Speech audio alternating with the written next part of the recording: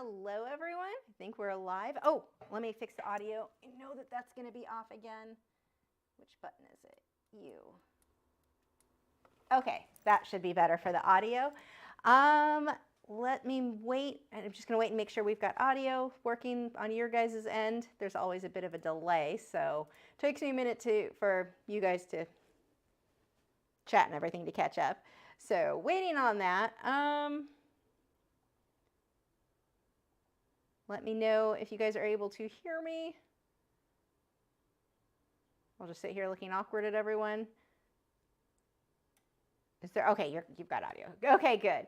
So tonight we are working in watercolor with colored pencil details on top of that. I am working on, this is the Arches Hot Press 300-pound watercolor paper.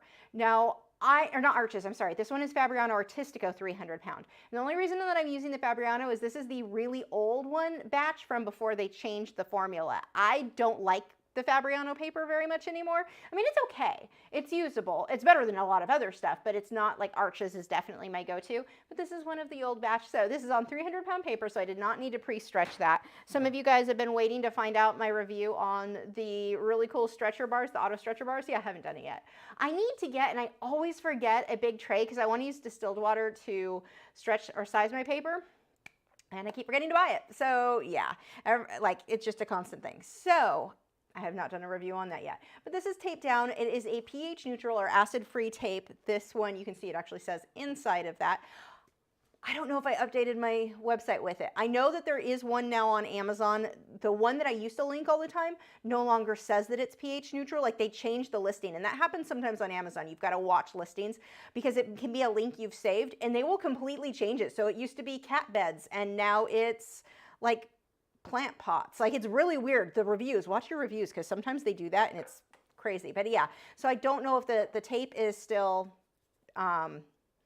pH neutral on that, but there is a pH neutral one that I need to update my links with. So that is something that you need to know about.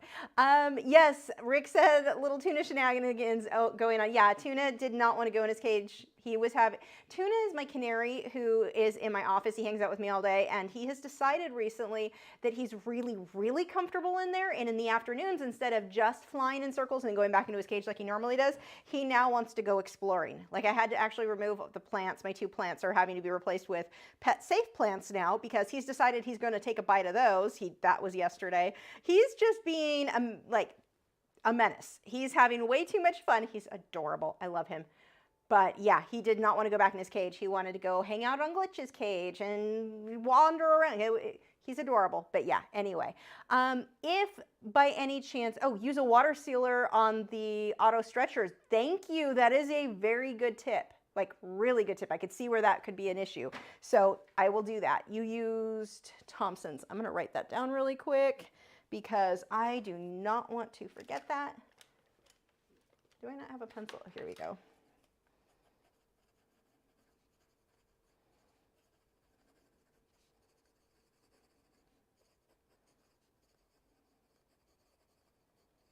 Okay, that is a really good tip.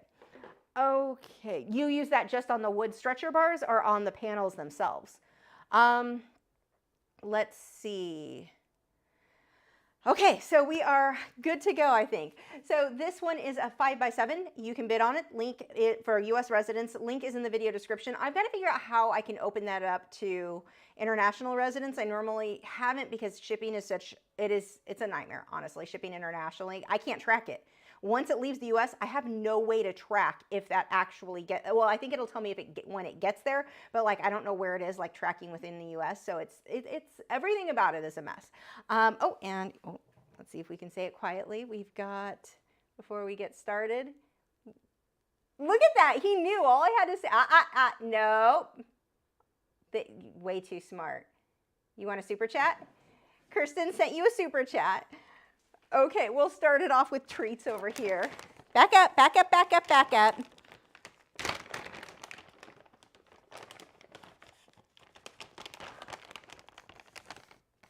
See, we've waited all day. They've been harassing me all day. They know when I'm getting set up for this, and it's like they couldn't follow me closer. I'm trying to think of a like polite way to say that. They've been like attached to my rear basically. Good boy. Say thank you. Oops, dropped it, Gibson. Get it before brother does. Good boy. Yeah, they really, really like live stream nights. Okay, go lay down. Say thank you, Kristen. Lay down. Good boys. Okay, so back to this one. We are working on a bee. You can get the reference photo for this over at my website. I got this one from Unsplash, so you're able to use this in your own artwork, even to sell and make prints. This one is royalty free. And let's get started. So I am going to, let's see, I've got the reference photo, but I'm kind of loosely basing on that. I'm not worried about trying to make the colors exact at all. My main concern is this area around the bee. I need that to be dark enough so that the white highlights of the bee really stand out. If I don't go dark enough in the background, bee's not going to stand out because he does have that backlit where his white floof needs to be really bright. So let's see, what brush do I want to use? Let's get a couple of these over here ready to go. And I'm going to start just by getting water on the paper on the background. Now, I do have to work upright at the easel because of my back. Well, I probably could do the background flat. Maybe I'll set myself up to do that sometime. If I do it fast enough, it shouldn't hurt my back or my neck too much. But one of the problems that I run into, because I do have a lot of problems with, I have arthritis in my back and my neck, if I look down for very long, I'm in pain for like weeks. It's a real problem. So I have to work upright at an easel, which isn't ideal for watercolor. Work with it. Let that be part of your style. If you find that you have some sort of physical limitation, work it into your style. Make it a part of it. It may not be the exact same everyone else is doing, but that doesn't mean it's bad or not pretty. So there we go. My little disclaimer there. And here we go. I've got this one is a Creative Mark Mimic brush. This is a 1/2 inch filbert. I'll use that. And then for the smaller areas, I can fill it in. This one is another of the Creative Mark. This one is a 10 round. And I'm using distilled water. Whenever you're painting with watercolors, you want to use, well really, ooh, hold on. I'm gonna have to change this paint. I didn't realize there was paint settled in there or on that brush. Something had paint on it still. I think it might have been this brush. Let me clean that. I've got to go dump this water. You want to make sure that you're using distilled water because there are a lot of chemicals in our tap water, and that could potentially cause our watercolor, Inktense, water-soluble graphite, anything like that. It can cause it to yellow over time, or just degrade in general. So we want to use distilled water, and I use 2 little mason jars. Little guys. I have one that I rinsed the brush in. You can see it's dirtier. And then I have one that I load my brush with. But I did not clean these before I started because I didn't think they were that bad. I was wrong. Let's go ahead and dump this really quick. Stay. Yeah, like he's moving. Don't worry. I'll walk around you.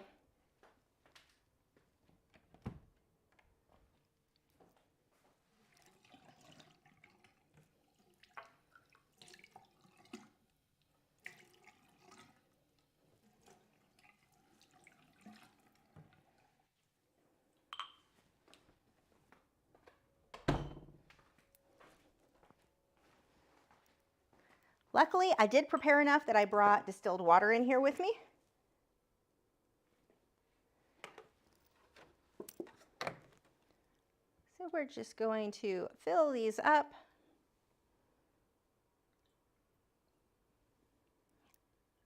And you can use anything for this, but I like these little mason jars. One, they come with lids. They're just convenient, like just cute, and they're cute. I don't know, that matters to me. I'm a dork. Oh, I don't know why I'm putting the lids on them right now, though. Okay, let's try that again after a drink of tea.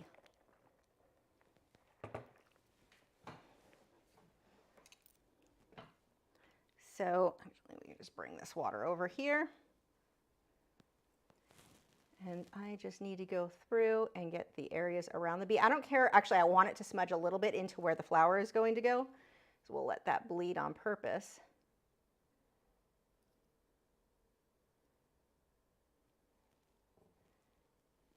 And the way that I got my image onto this, you can freehand it if you want, or if you want to save time, I just tape this to my computer monitor and trace it.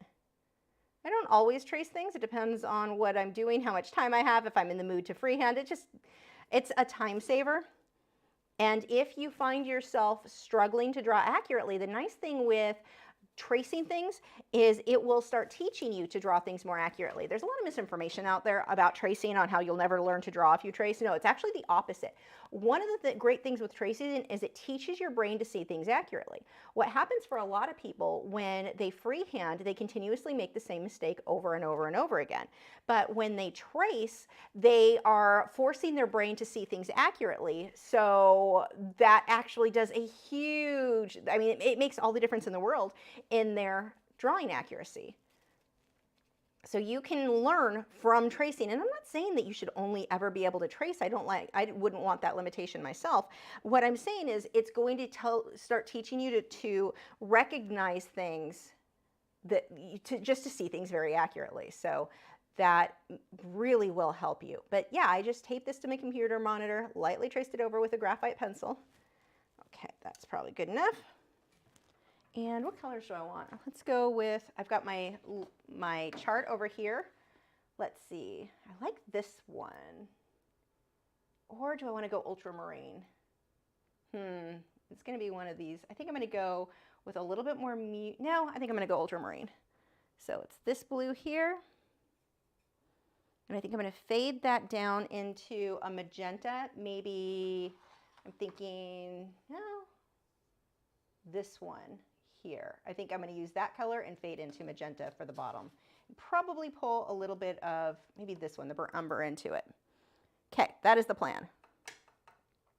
Now, if you want your color to be lighter, if you are used to working with, let's say, acrylics, you might think we'll just add white to lighten it.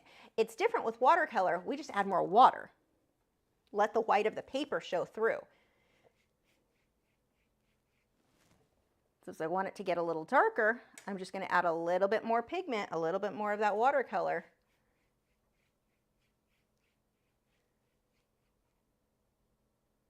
And I don't care if I get it on the bee a little bit or anything like that, because, or the flowers, because I am going to let these bleed together a bit. And if this starts to dry, let's just add a little bit more water in here. Just soften those lines up.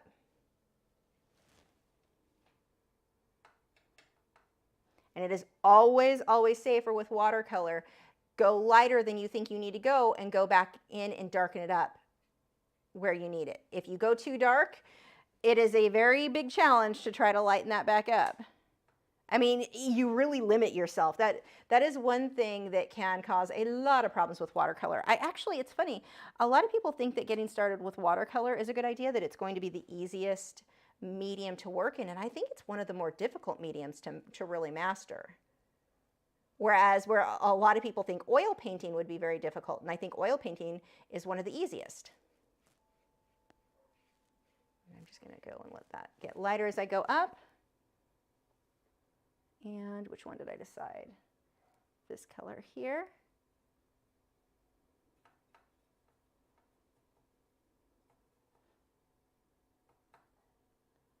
We're just going to pull a bit in this. And one of the things that you can't see is every time I make a brush stroke, I am dabbing that on my paper towel on the easel and letting that absorb a little bit before I go directly onto the paper.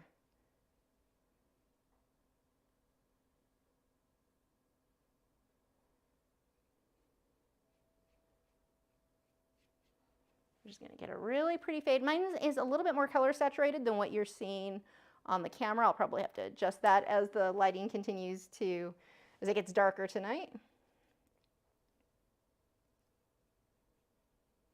My reference photo has brown here, but I'm going with more of a magenta color because that's going to look so pretty with the pop of yellow with the bee.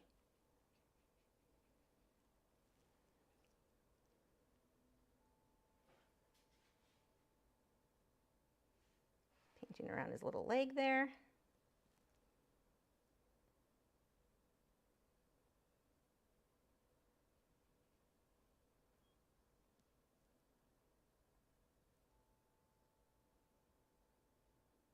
Okay, and that is good for the background. One of the things that I want to change though, let's rinse that out. I am going to, what was I going to do? Oh, just soften that a bit. Okay, I screwed that up. I caused it to lift more than I wanted. I should have let that dry all the way. So I'm just, while it's still wet, I'm going right back over that. Easy fix. I'm just going to go over the entire background and let that blend together because I should have dried that before I tried softening that area out. There we go, much softer, problem solved. Now this is another thing that you really need to understand with art. You are going to have things like that happen where you're like, oh, I just messed it up. Don't have a meltdown. And trust me, I get it. The meltdown is a normal feeling. Lots of people go through that. But don't have a meltdown. You're going to have to make a lot of mistakes to get good at whatever medium you're working in. It's not going to be perfect every time. Master the mistakes. Learn to master them so you know how to fix them. Like what just happened, I knew not to panic because I've screwed up enough stuff. Just fix it.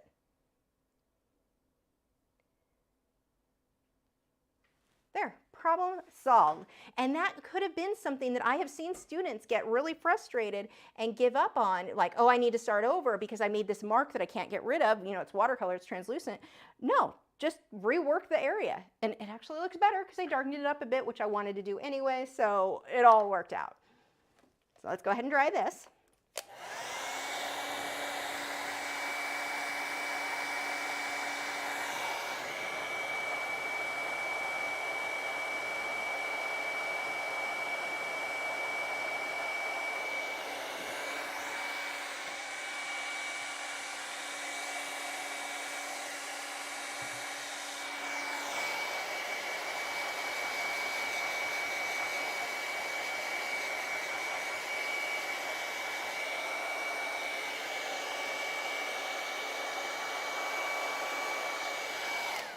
Now you'll see on here, we've got a couple areas, it's a little rough in here, around the B. Does not matter because I'm going to be pulling his fluff over it.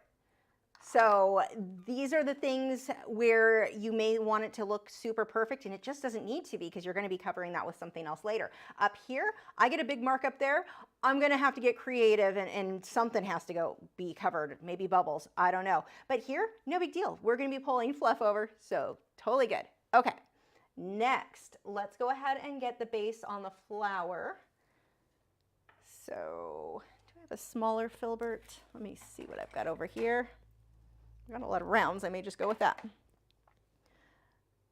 Okay, we've got this area in here has a magenta purpley color. So let me pull my chart out. So I'm gonna go with this one here, so third over.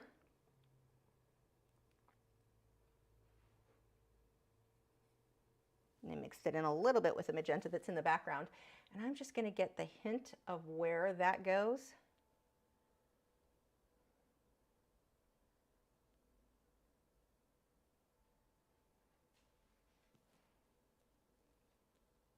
One of the things that I like about using colored pencils so much over watercolor, it fixes so much. So if something's not perfectly smooth, it is such an easy fix. Oh. Looks like we've got two that just came in, so we'll do two very quietly. We'll let that dry for a second. Do you boys want a super chat? So we've got two super chats. We've got the first one from Karen. Karen, give you a super chat. Back up. Actually, I would give them the second immediately, but I think that that's part of why they are so hesitant to go back to their beds when I tell them to. So we'll do it in 2 rounds. Go lay down, down, down. Good practice for the boys. And then we have another, lay down. You know the rules. There we go. And we have a second super chat from Robin. You want another super chat? Okay, you can come get another super chat. I know that seems kind of a pointless waste of time, but the problem is when I found if I start giving them 2 at the same time, good boys. They expect 2 every time, and then I can't get them to go lay down after they get 1. They're like, well, you gave us 2 one time. Thank you so much, Robin and Karen. Okay, go lay down, lay down, lay down, down. Oh my gosh, slowest race dogs ever. You too, bad cow. Lay down. Keep going. Like, fine. Thank you so much.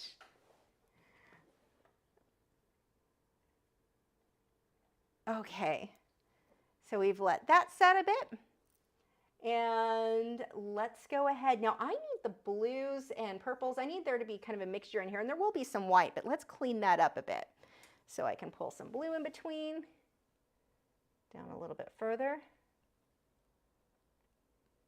I'm going to be layering white, so I'm not doing the like good, I guess, techniques with watercolor. I actually have a white that I will be using, an opaque white for a lot of this. So I'm just going to fill in between here. And I think if you have been hesitant to try watercolor, because it is a more difficult medium to get used to, if you've been hesitant, that's where using colored pencil is really, really helpful, because it makes it easier. It fixes, like if something's going wrong, you can fix it with a colored pencil later. It makes it so forgiving. It's a little too dark. Let's add some water to that to lighten it up. There we go. I'm just going to layer the white over that later. Let's see, oh, we had blue should be back here.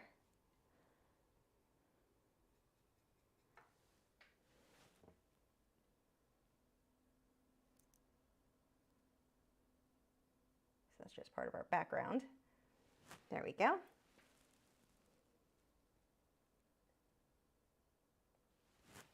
But see, this rough line won't even matter when I get everything else in there.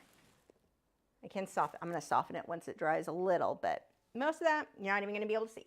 Okay, now we need a base for this area. So this should fade down into white. So let's let that smudge a bit. I'm just going to reactivate that by going over it with the water just a bit. And then we've got kind of a cream color.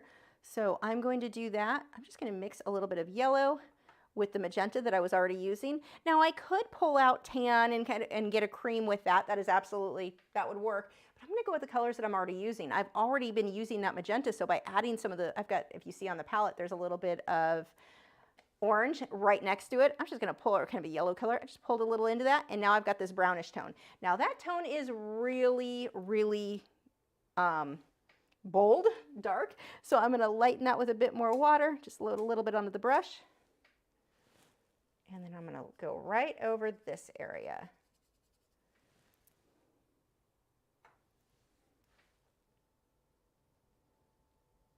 And I'm going to let this smudge, I want these to bleed together a little bit right around the edge into the background. So we'll come through here.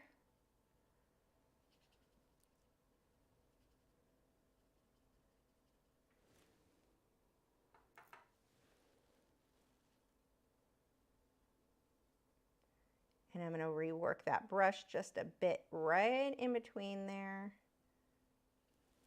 Then I'll overlap the white a bunch in there. Let's pull a little bit more of the magenta by itself down.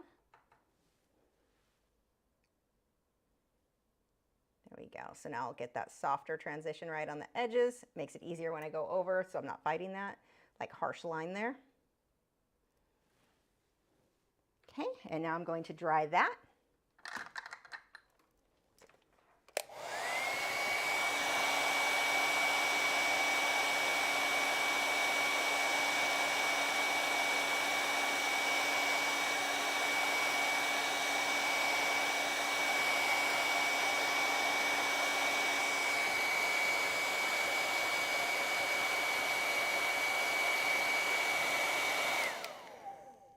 Now, a little tip for the watercolor, if it is mostly dry or it's starting to dry but not all the way, and you work the water up against it, that's where, up here where I had the thing I had to fix, you can tell if it's starting to dry. Like right now, this is not dry all the way. I can tell because it feels very cool. Even after using the hairdryer, it's very cool. It actually feels damp. Whereas over here, you can feel the difference between the area that is dry versus the wet. You want to make sure the areas that you were previously working on are completely dry. If you're doing a layering process, if that other layer is starting to not quite dry, it will lift in a very weird, unpleasant way. So you can just tell by touching that, like it's much cooler feeling than the other paper. That will help you to know that you need to wait a little bit before you work over that area. Okay. Let's see. Speaking of, I may as well let that wait a little bit. I'm actually going to skip up here and get a base on the B.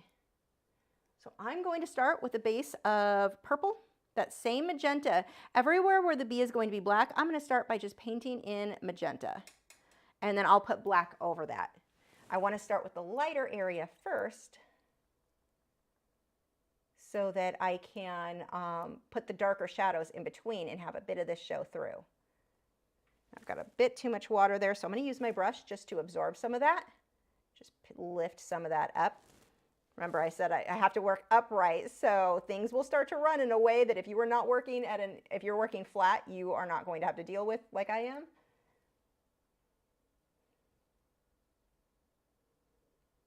And what I will end up doing is letting a little bit of this magenta peek through when I come back through and add that darker black.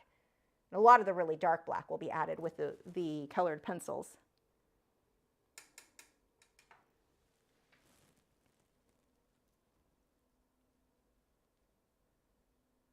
And while nothing here needs to be perfect, I still can get a little bit of that wispy look, little brush marks in there. And one of the things I love, love, love with watercolor, it is so easy to get tiny detail. If you like little, teeny tiny detail, very clean, oh my gosh, watercolor is wonderful for the little stuff. The paint is so thin that it's just really easy to achieve. That's one thing about watercolor I find to be easier, is little detail.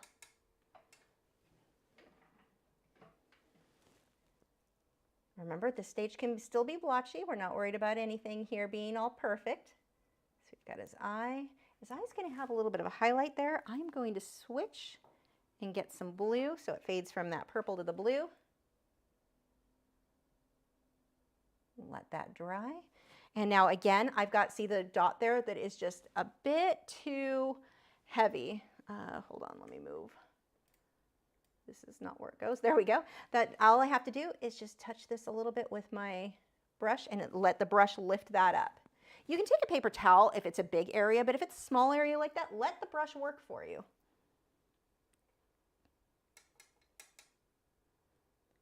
Just loading that brush again.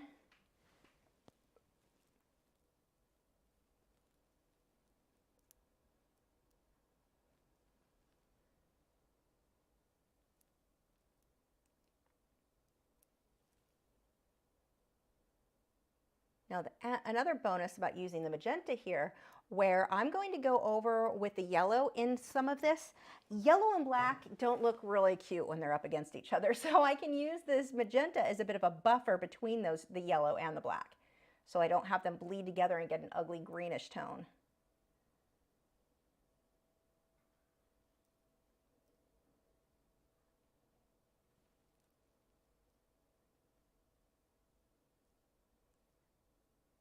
We've got his fluff here.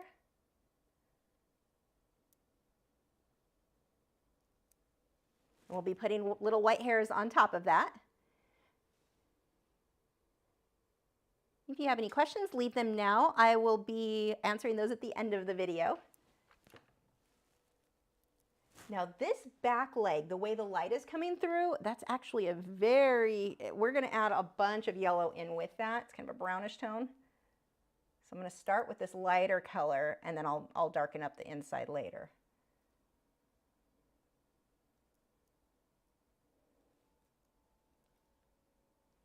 And this color can also go right around the edge of that one and that one while I've got it out. And a little bit on the fluff along that leg.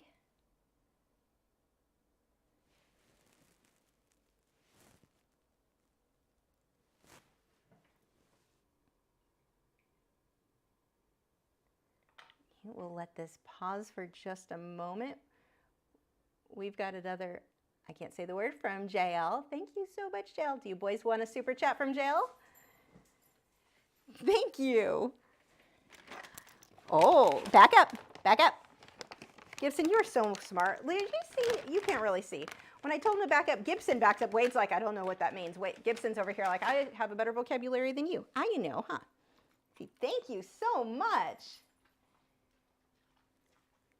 Is that very good? Okay, go lay down. Lay down. Thank you. Lay down. Boys. There is no hound in a bed. Gibson, Wade, lay down. Get. I don't know why they think when live streams are happening that they don't have to obey very quickly. Okay, thank you again. Okay, let's go back through and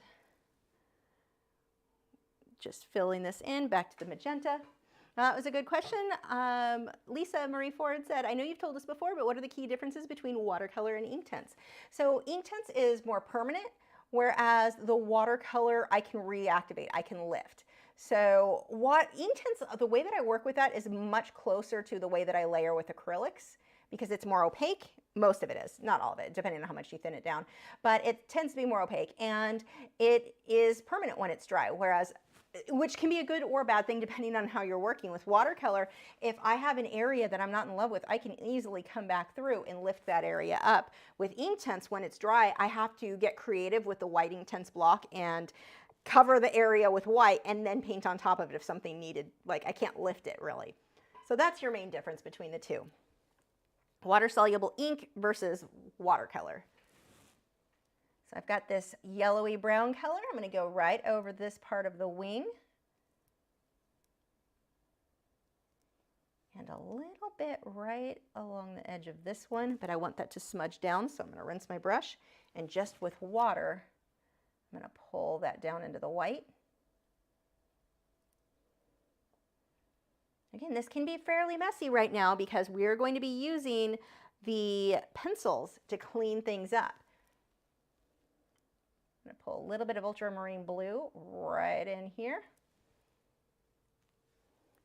Now this area isn't straight white either. That is actually going to be darker. I'm going to pull some blue and some of the magenta.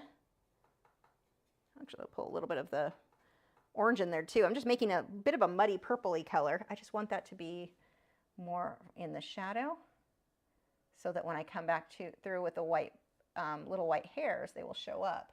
Not here though. This outer edge I'm going to make pretty light later on. So we'll just make a few little hairs stick out. Same thing right around that edge. A few of the little hairs here.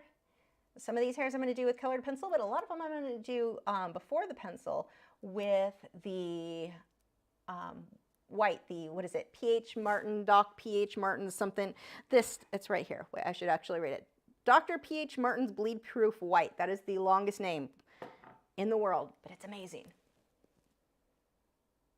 So we've got his other leg here.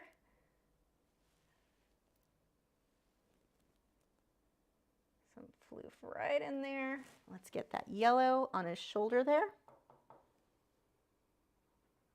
It's actually more of an orange color that I'm using.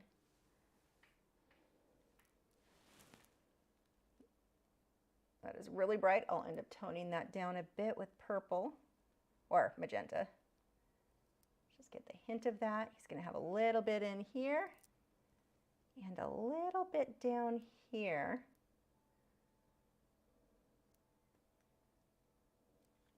And we'll also get a little on that wing.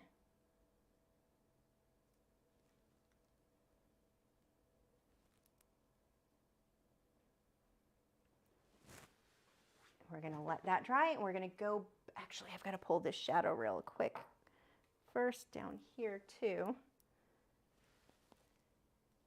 We've got a lot of these little shadowy guys here.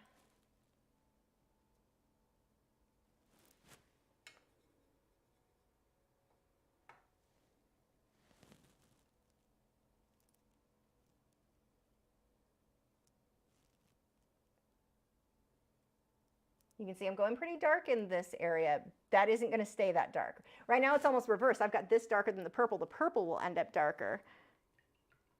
So we're going to let that set for just a moment. And we've got, very quietly, Rick says, need to show more love to the fur babies. Do you boys want a super chat from Rick? I guess that's a yes. Thank you so much, Rick. You guys got a super chat. Back up. Back. See, thank you, Rick. This is very tasty, huh? I have to spend extra time mopping here every Friday. Friday's house cleaning day because of Gibson's drool. Like, yeah. You're so tasty though, huh? Okay, go lay down after you choke. Go lay down. Down. Down. Those are 2 empty beds over there. Lay down. Gibson, Wade, lay down. Gibson, where are you going? There we go. Thanks again, Rick. Whoops. They appreciated it. Look at Gibson's just going to sit there. I'm going to put thoughts in other people's heads about sending treats. Okay, I can't say the words or he'll jump up. So this is all dry down here. Let's go ahead and start working more on this flower. Actually, I'm going to go ahead and dry that just so that it is ready to go. Oh, actually, I see a couple places I want to adjust. First, I'm going to take some more of that blue and right in here with that ultramarine blue right on that wing here. This makes no sense yet, but it will later. Okay.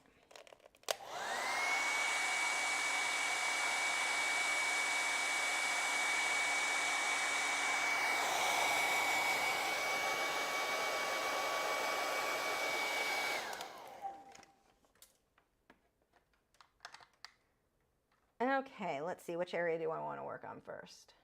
I think I'm going to start, part of me wants to work just on the bee because I'm excited about that, but let's get this part out of the way. Let's start getting that flower in there. Actually, I'm going to pull some more of this magenta and mix it with violet right in here.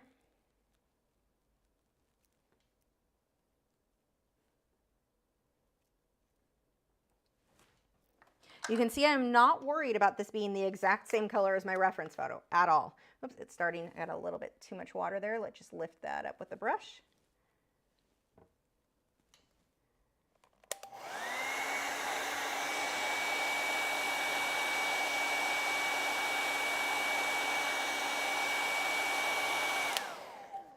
Okay. Oh, this flower has a lot going on, so we just need to pick one spot and work our way through it. I'm going to start with this back area because it's the area that looks the least amount of fun to me. Not that it's particularly hard, it's just like, meh, it doesn't look like fun. So let's take, oops, I'm going to switch waters over here. I'm using that Doc PH Martin's white, bleed proof white. I'm going to put a layer of that and then I can put color on top as needed. So I've got some areas that are going to come way up here.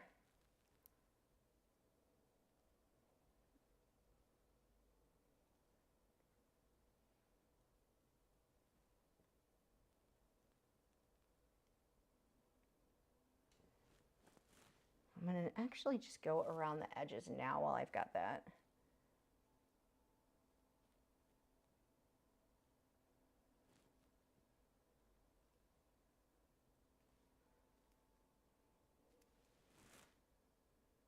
We've got a little bit more in here. Some little wispy guys. Okay. I'm going to leave that for now. Let me dry that.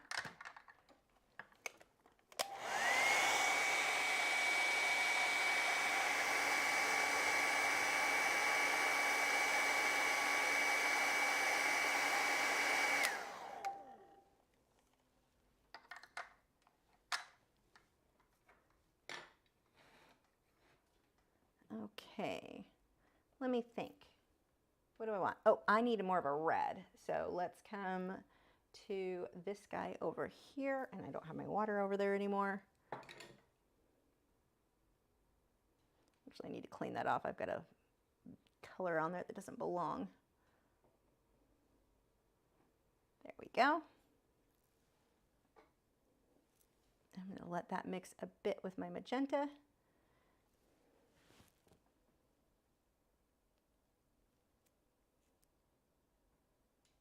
Remember, I can soften all of this with colored pencil too. So don't feel like anything needs to be exact or perfect just yet.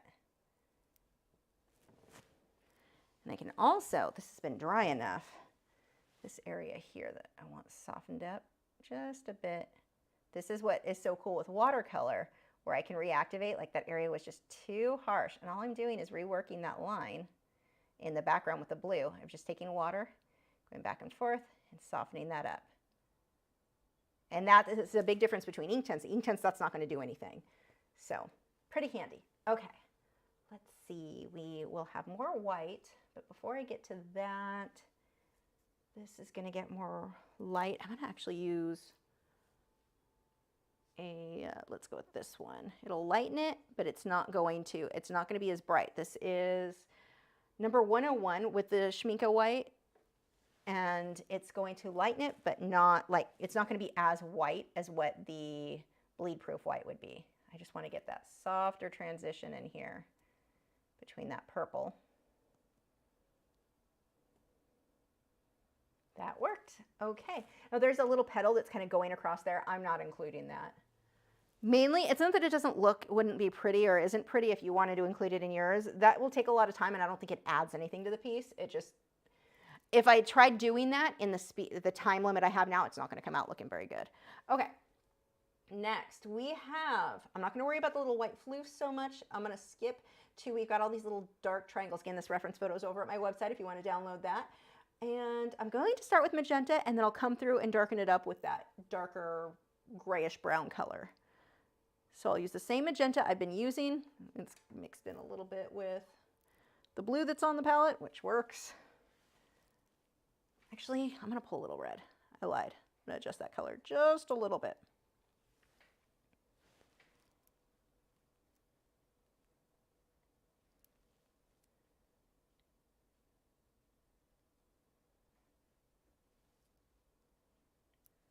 And these are going to look really flat right now because I'm going to have to come back through with white. But right now, we'll just block them in. So I'll start by making the lines. Notice they're all slightly curved. They're not perfectly straight. If you do them perfectly straight, they'll look weird. They get thicker at the bottom, and then they fan out to a little triangle guy. Technical term.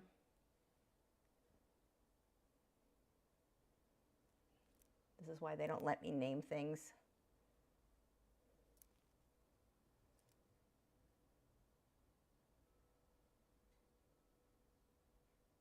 So I'm looking at the ones in my reference photo that are furthest back, and then working my way forward from there.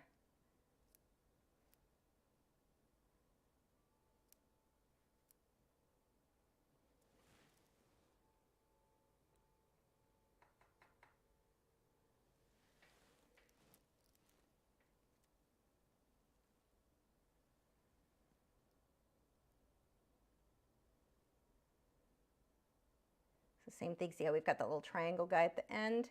I'm pushing harder with the brush as I move my way down. So the harder you push with the brush, the thicker that line is going to be.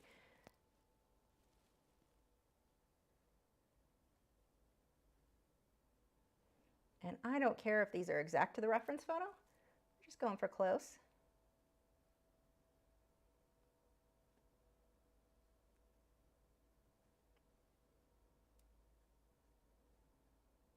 It's going to look really sloppy and really messy at this stage. This is like everything with painting. It's a layering process. You're going to have some really questionable looking layers. Don't let that scare you. Now, as we move forward, you would think that closer, larger, except these are changing as we move here. These little pokey guys are changing direction. So instead of going up like this, they're aimed at you, which means you can see with the brush, it's shorter. So can I do this to where you can see maybe? So we have aimed this way versus at you, it would be much shorter the more it's aimed at the viewer, and that's what's going to happen here. So the typical, we'll make it longer, you know, you might think longer because it's closer like a tree. You would make the tree bigger as it moves closer, but that's not what we have happening here. And this is going to be the same thing, let's say you're drawing animal fur. The fur that is aimed at the viewer is going to turn into essentially just being dots at some point because it's so short.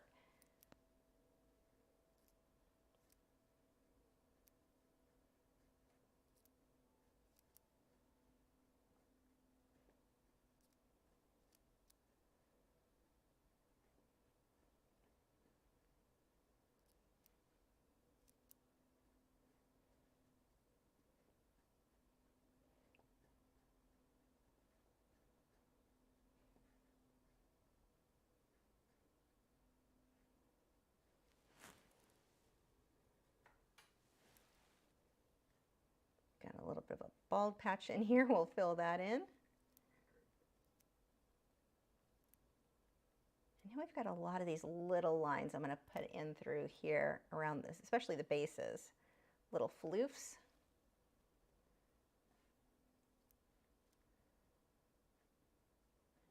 I'm just looking at my reference photo. Which direction do these little floofs or spiky guys go in?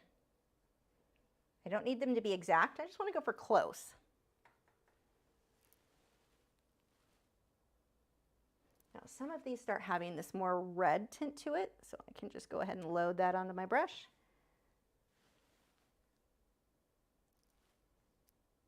Go right over the ends of a few of these.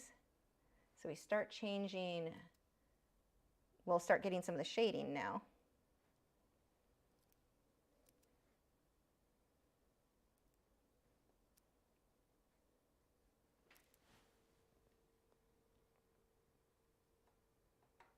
Another thing, tip with watercolors, if you have not used them before, or you have, let's say you have used them before, and you didn't like the results you were getting, it may not be the medium, it may be the materials you're using. With watercolor, more than just about any other medium, more than any other medium I can think of at all, watercolor, the brushes matter. I'm really liking, these ones are the Mimic Creative Mark brushes. These are great. There are a lot of good brushes, but you really do need decent brushes. I mean, I'm not saying you have to spend $100 per brush. I certainly didn't, but the brush you use with watercolor matters so much more than acrylics, than Inktense, than anything, even as similar as Inktense are to these. It really makes a big, big difference. The other thing is the paper. If you are not using the right paper for the technique you're trying to achieve, it's just going to make your life difficult. And then, of course, last would be the actual watercolors that you're using. I remember using Prang. I know a few people will tell me that they like Prang. I mean, use what you like, but I did not like the results I was getting. It was not, color saturation was just crap. Prang, Crayola, like any of these off-brands, Arteza, any of those crappy, like a lot of those that you see on Amazon. I mean, not that you can't get good stuff on Amazon too, but you see a lot of the, like Arteza always comes up and that's just a crap brand altogether. But I know you get YouTubers that swear by it, but fun fact, they're paid by Arteza. So, you know, I mean, I'm not saying there's anything wrong with doing sponsored things, but keep that in mind on some of these, like, would they buy them on their own? That's kind of my thing. I mean, I've done sponsored things, but they're things that I would buy on my own. There are reviewers who like them and they work well for the technique they're using, so I don't want to make it sound like everyone's being shady who likes Arteza. I should clarify that because there are some people that I definitely respect who like them for certain things. That's fine. But they're essentially for crafters. They're not really for fine art. They're not light fast. They're not going to last. The color pigmentation is very questionable. You've got a lot of reasons that you may not be enjoying your time working with watercolor when you're working with these lesser paints. So that can certainly make a difference. And if you're on a budget, then just buy fewer colors. Start with black, white, you know, get your basics, get red, blue, yellow, black, and white, and work from there. That's enough to get you started and get a feel for the paint. I would rather you get fewer good paints than a whole load of colors of crap, because it doesn't matter how many colors of crap you have, it's still crap. And the nice thing is, if you are learning to work, I'm just taking red now and going around the edges, so I've got red on the tips and then more at the bottom. But if you're learning with fewer colors, you're also really going to get good at color mixing. You have to. That's actually how I learned to color mix as well as I did, is I did not have a lot of money for a lot of paints. That was with acrylics, but it's the same concept. So don't feel like you are somehow not going to get very good results if you're not using all the colors in the world. It actually, using too many colors makes your life a lot harder.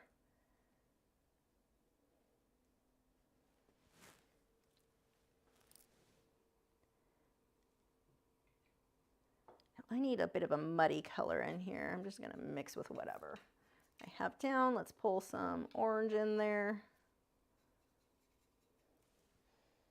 This is gonna give me a brownish tone. I need to darken these up a lot. Now that I'm getting everything in there, I can see where I'm way too light on some of this. So I'll just come right over some of these.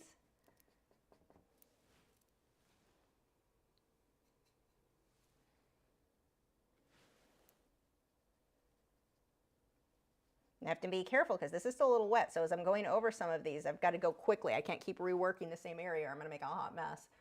Okay, let's get some brown now. So I'm going to do the same thing. I'm just kind of mixing the same colors I was using. Yellow, I've got some of my magenta, pulling some of that yellow in there and blue, and I'm creating, whoops, I need more magenta. What I'm doing is just creating a brown tone that is, I know for certain will work with this piece because it's the same colors I've already used everywhere else. I'm just making mud out of the colors that I already had. But this specific color of mud works because it's the same colors. Limited color palette. Less colors, you're more likely to have good results than if you get too crazy and you're using every color you own.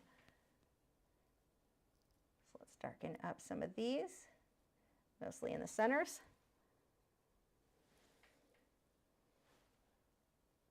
But for good watercolors, I know Daniel Smith has a great reputation. I have some that I still need to test, but they've got a great reputation. The Schmincke, they have a great reputation. I know there's a few others that people really like. If you have one that you like that I have not listed, please let me know.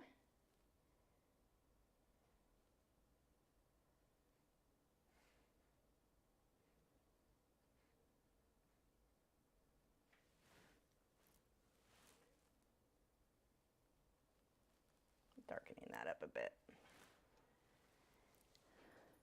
And then I'll darken it even more when I go through with the colored pencil. So I'm just looking at getting that base in there.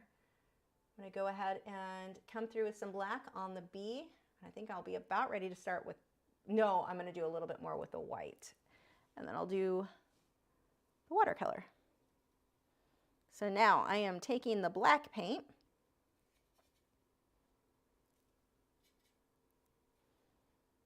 Number 780 if you have Schmincke. And let's start just around his eye. So I'm going to keep that nice and clean. And I'm going to pull some of these fluffs out. Again, I'll soften that so much with the colored pencil when I come on top with that.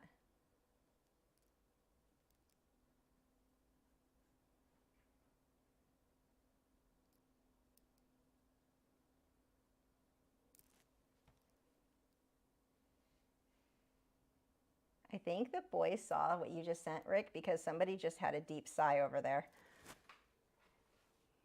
We'll take a quick break. We've got from Rick said the fur babies look like they need another snack. Look at Gibson's head. How do you know?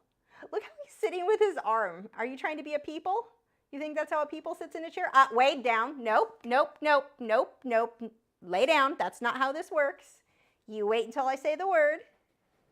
He's like, oh man, I thought I could do what I want. Your head is not on camera. Okay, you can get a super chat. You want a super chat? They're like, no, we don't trust you now. You want a super chat? Come on, you can get a super chat. Say thank you, Rick. Is that very tasty? Oh, you're not over here. We're on camera. There you go. Back up, back up, back up. There you go. Say thank you to Rick. It's very good, huh? Okay, now lay down, lay down, lay down, lay down. Missing a dog, Gibson. I gotta do what I want. Gibson, lay down. What are you doing over there? Say whatever I want, that's what I'm doing. Thank you again, Rick. Okay, so back to this guy. So we've got a really dark area in here. Just watch the direction of those little hairs. Actually, I've got a bit more water on that brush than I want. I'm going to just dab that on my paper towel first.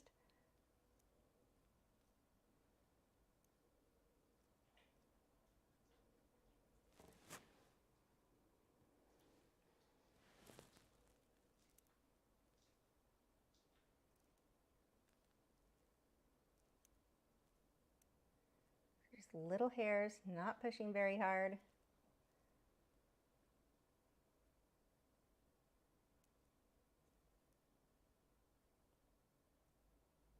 And another thing that's a big difference between watercolor and Inktense, colored pencil just do not stick real well with it.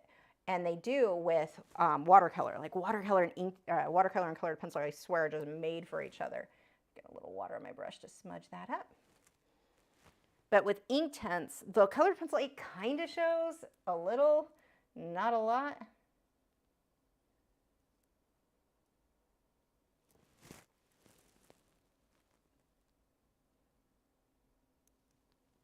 Like if I want to do mixed media and use colored pencil for anything, then yeah, watercolor is my favorite. Pan pastels, obviously, too. That works really well. Be careful right in here. I don't want to pull too much black over that. I'm going to do a lot of that with a colored pencil.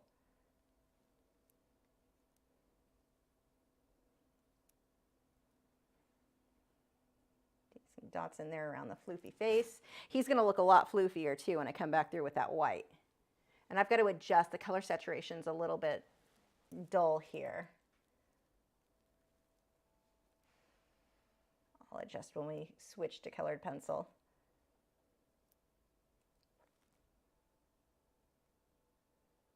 And as always, even here, I would rather do too little and come back and add more as needed than do too much and have it too harsh, too dark. So he's got a hairy leg.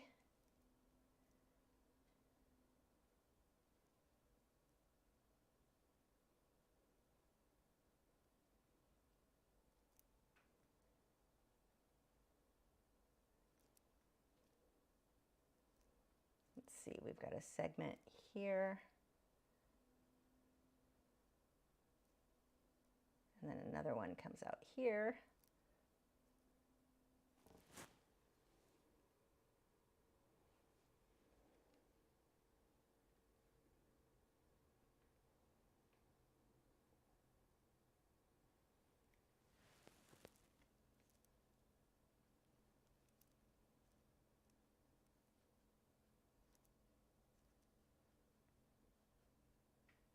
You just look at that photo. It doesn't matter. Like the photo would technically be more of an ultramarine blue in here for the highlight.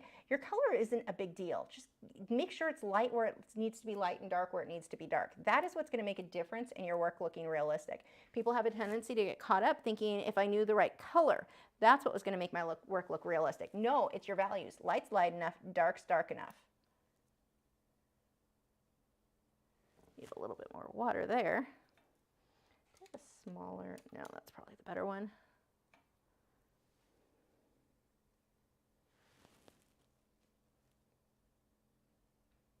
I'm just looking at the direction of the floof.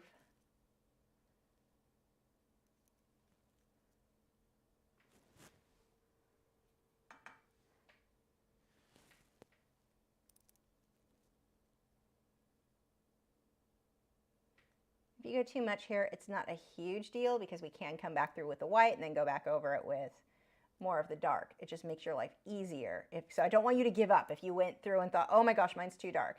You can fix it. You're just going to spend a little bit more time.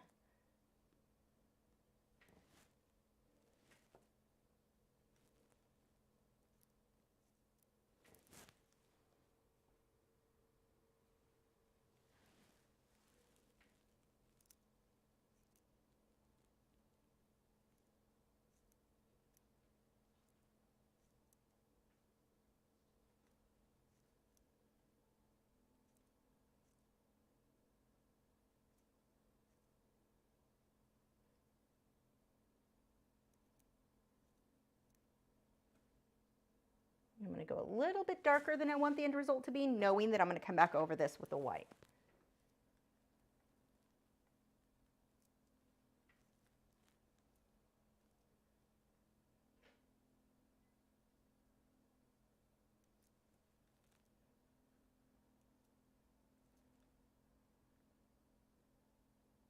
This is a bit more solid in here, so we can get that pretty dark. The highlights will be done with the blue colored pencil there.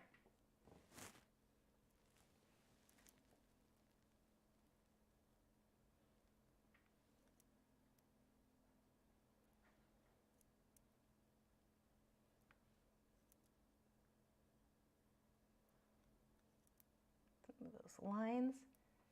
I'm going to switch, actually we can keep this still dark here. I'm going to switch over to more of the brown tones. Use the same brown I was using previously. the mud, I called it.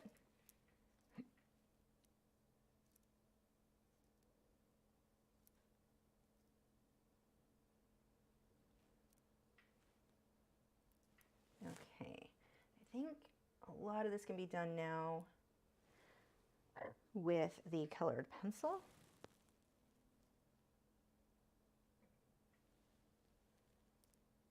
A few areas that need to be darker.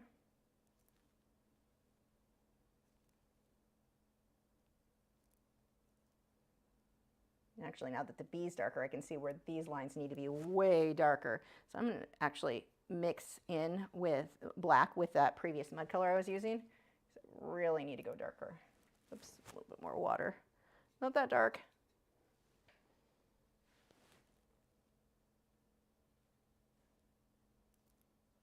I'm mainly getting the centers of these little pokey guys.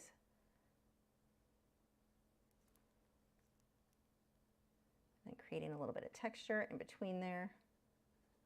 Just some little lines.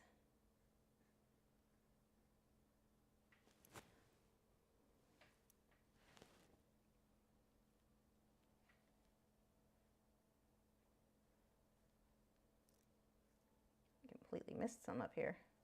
Oops.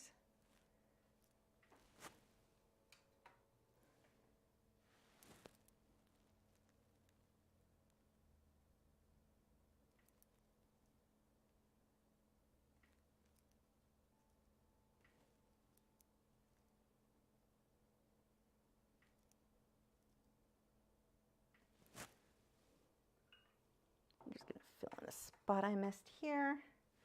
Just to have something in the background, just soften that out. Okay. Let me do the white and then we'll switch over to colored pencil.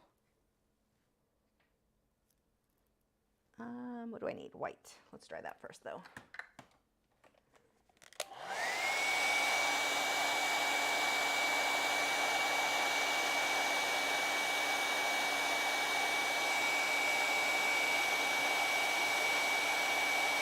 Now, one of the things you guys are not able to see, because it's completely messed up, hold on, let me see if I can fix really quick the lighting, because this looks really undersaturated. What do I need? You. Oh yeah, I've got the saturation way down from before. It's closer to that. And nope, that's too much. That looks pretty accurate. Much better. Kinda. Mine has more purple in here than what's really showing up on camera, but you get the idea. Okay. So next, let's do some white touch-ups. Now, colored pencil and watercolor are great together, but you need to do it in the right order. I need to be completely done with my watercolor before I go on with my colored pencil, because once I start with the colored pencil, I can't come back through with watercolor because the watercolor is not going to be archival on top of colored pencil, only the other way around. Watercolor being a water-based product, colored pencil being wax and oil-based, the watercolor is not going to stick long-term. So on top of it, so you want colored pen or watercolor first, colored pencil on top.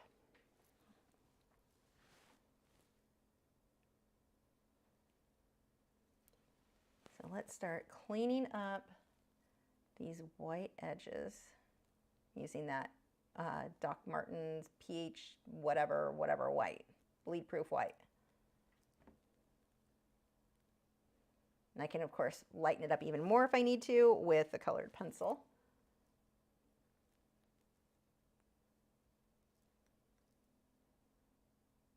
Fixing, he's got a little ruffle around the wings there.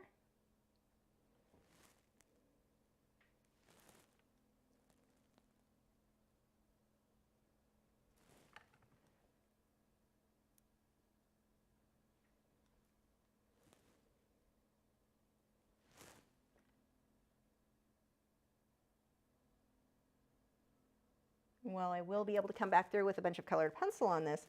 I also want to get the more defined white over the blue with the pH neutral or the bleed proof white, because this will stand out more than the colored pencil will up against the background, the blue.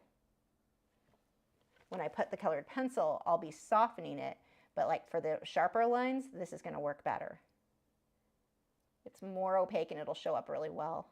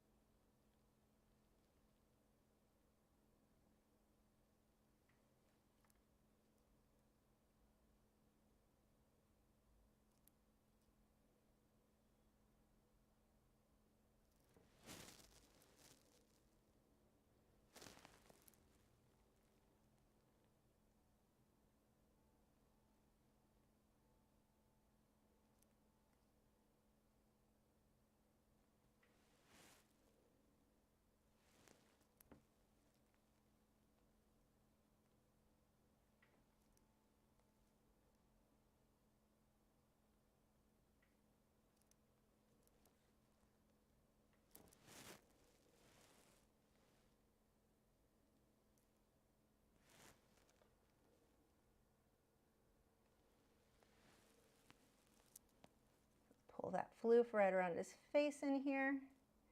See, he's really starting to thicken up. Wait till you see, I can't wait to start with a colored pencil. Like when I come on top of that with the detail there, it's gonna make such a big difference.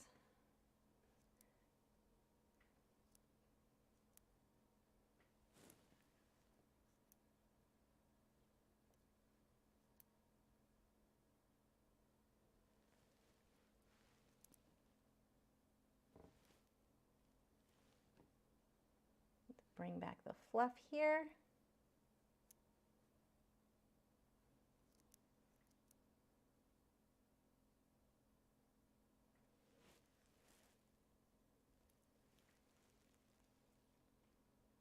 So one of the other things we really needed was some detailing on these guys.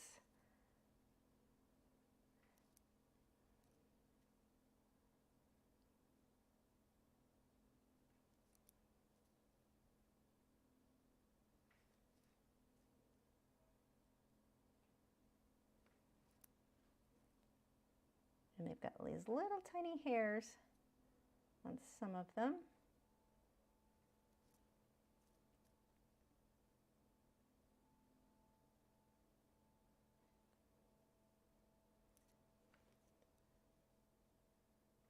And all these little details, it doesn't really look like I'm even doing that much, but it all adds up in the end to being a lot more. Like it comes together. Even though it looks like I'm moving my brush and nothing is happening. Just barely adding any pressure to that brush to get these little details.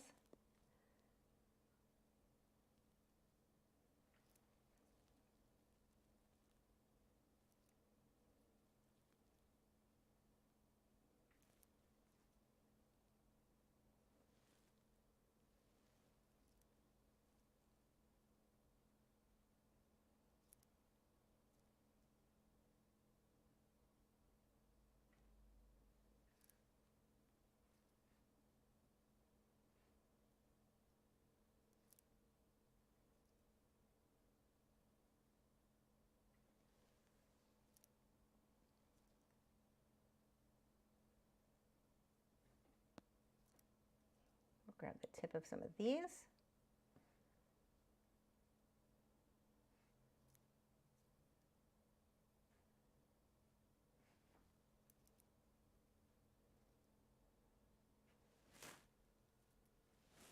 And then let's see, we had a bunch of white that needs to stand out more in here.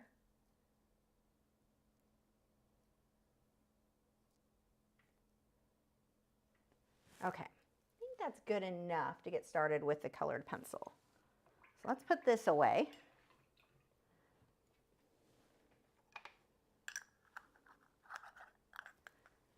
While I do that, we will have a message from the boys. Without treats, these puppies are so sad.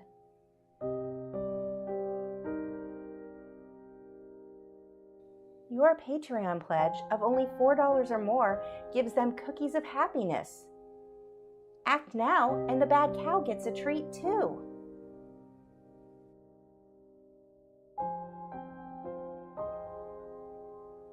Oh, and you also get over 300 art lessons and a new one every single week, plus other rewards. Sign up at patreon.com/Lachri. Hey, you. Yes, you. I see all your unused art supplies over there. Oh my god, those brushes aren't even opened yet. Tragic. You keep buying new fancy materials, but you don't use them because you don't want to waste them. Stop making your art supplies sad. Sign up for art lessons for as little as $4 a month. There are over 300 painting and drawing lessons available when you sign up, and new ones every week. Patreon.com/Lachri.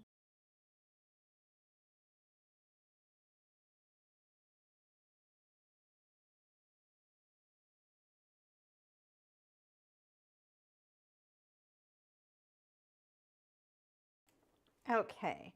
Oh, and we no, stay. Fly Me to the Moon says, poor puppies. Did you hear that, Wade? Okay, fine. Come on. Hey, come get you. your super chat. Oh, Yes. whoops. Come get your super chat from Fly Me to the Moon. Poor puppies. Okay, back up. See, thank you. See, we worked very hard for that ad. I need to make some new ones. Actually, I'm working on an ad I'll tell you guys about later. I'm going to try Facebook marketing and see how that goes for my lessons, but I'm working on that ad right now. Okay, boys, go lay down. Say thank you. Go lay down. Down. There's 2 empty beds over there. Gibson. Lay down. Gibson. All the way. Look at that side eye he just gave me. Okay, so now we're going to start with the colored pencil on this. And my goals now are to soften things up, and then really this has to be darkened and defined a lot, but we can go through this pretty quickly now. Now, if I wanted to use OMS with this, not a problem at all. You can do that on top of watercolor, and it won't really move it. Oh, we have Maria said, I want to thank you for all your time and knowledge you put into for the videos. Thank you so much. I have to say that quietly. Thank you so much, Maria, for the super chat. Thanks. The boys thank you too.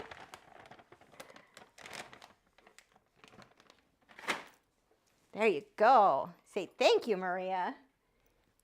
Okay, boys, go lay down. Lay down. Don't choke on the tree. Go lay down. Down. Down. That's what you get for inhaling stuff. Lay down. And yet again, Gibson's being slow. This is why you flunked out of racing school. Okay, so I'm going to actually turn this camera off because you can't really see it anyway. Oops, that's not the right button. That's not the right button. That way, hopefully, things will be a bit smoother. I'll just deactivate that. Okay, I mean, you'll be able to see my hand. There we go. Through the thing, but whatever. Hopefully that just lets things stay smooth. Anyway, let's go on. So I'm going to come back and work on this. And for that purple, actually polychromos, maybe one that, oh, I don't have my sharpeners over here. Oh yeah, I do. I just don't have the thing to put the sharpenings in. I am not as prepared as I thought I was. Oh, I lost it altogether apparently. I should have a container for that somewhere. Huh. How? Oh, here it is. Oh, and there's pencils in there that I need. Well, that's convenient. We'll just put these out here. Why did I dump pencils in with... I've got a bunch of pencils in with my pencil shavings for some unknown reason. I really need to organize my studio. Like it was organized. It's not organized anymore. Okay, moving stuff around.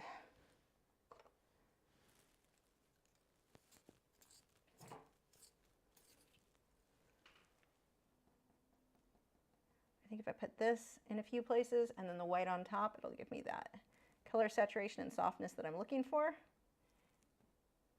But I want to define some of these petals.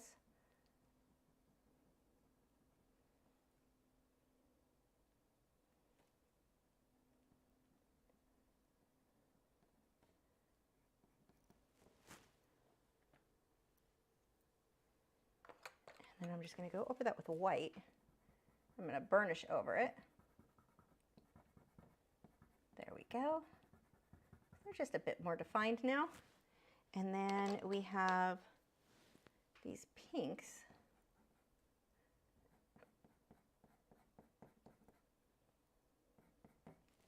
That need to fade down into a tan or a brown. Oops, throwing things on the floor. Hold on, let me grab that.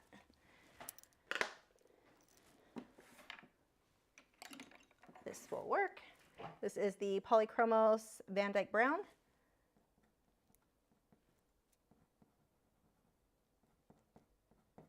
And then I'm going to go over that with the white as well. I'm just burnishing on top with the white, so this gives me that nice soft look for that background.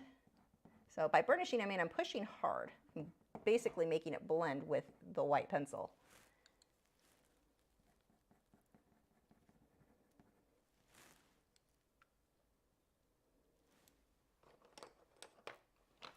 Let's use some heather. That would actually be a nice one for some back here.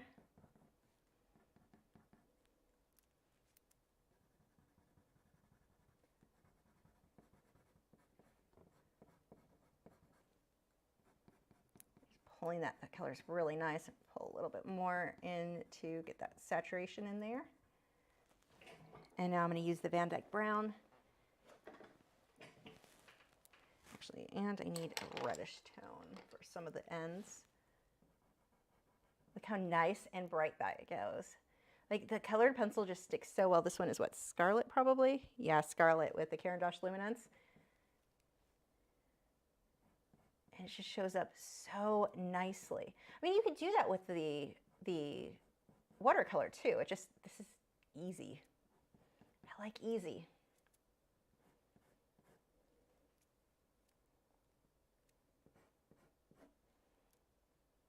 Pulling out some of the ends of these. Oh, it doesn't look as bright for you guys. This almost, hold on, let me see if you can see over here. It glows. It's so bright. See how that red is like, hi, I'm red and in your face. And unfortunately, that, whoops, is not that color saturated. Let me see if I can adjust that a little bit.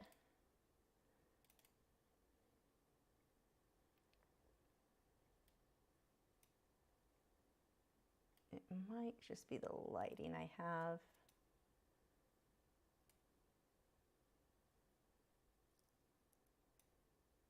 Not really. I'm not quite getting this to look the way I want it to, unfortunately.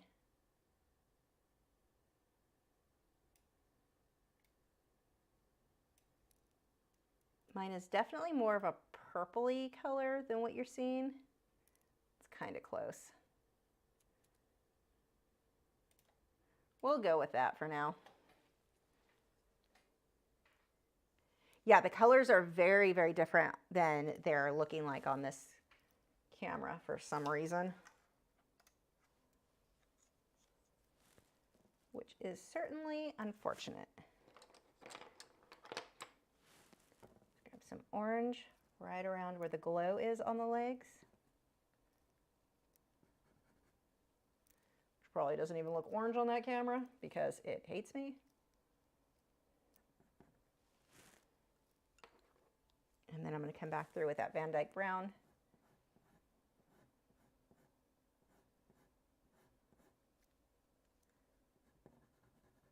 I really want to widen some of these up, start correcting the shape a little bit. Because they definitely need to be wider at the base.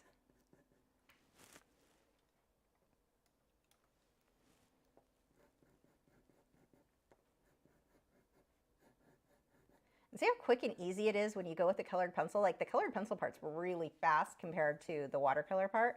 But if I had just done with colored pencil, that getting this base layer would have taken forever.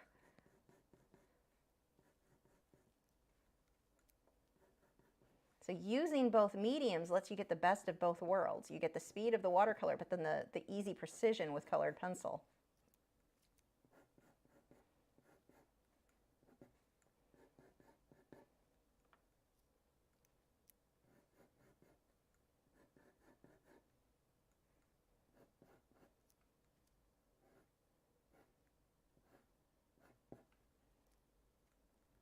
push really hard in here, darken that leg up.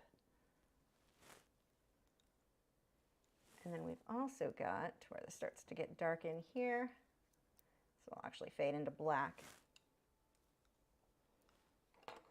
I want let's see if this will work for me. Kind of. This is which is this one? Burnt ochre 10%. Let's come in between and soften some of this. And I doubt you can see on that camera, I'm just smoothing out some of these pencil strokes instead of using OMS, which I could use, but this is faster for what I'm doing. I want to pull a little bit more of a pinkish tint in here. And I'm doing it in this sketchy mark, so it looks like you see little individuals. I'm basically adding really quick detail. Okay, I need a black. Let's come up and work on the B a bit. Oh, wait, I'm missing a whole. I've got these bases over here.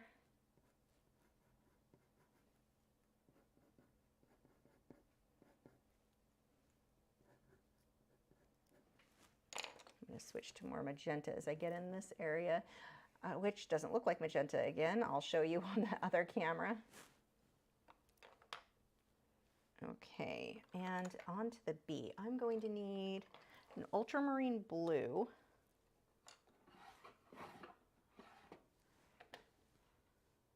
Let me see if I've got one in here. I don't even care what brand, just whichever one I can find, the first ultramarine blue.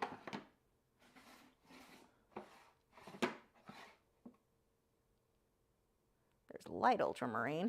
That isn't what I need though. You are deep blue. That is not what I need either. Actually, mid ultramarine would work. Yeah, that'll work for me. And I need black. I want the polychromos black after I knock things over. I've already got the white. I'm going to need some yellow.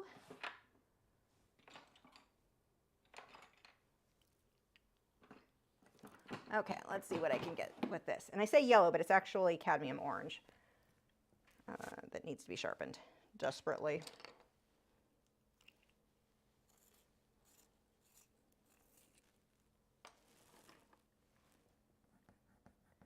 And as I add this, I'm doing the little hairs again so that some of the previous light yellow shows through.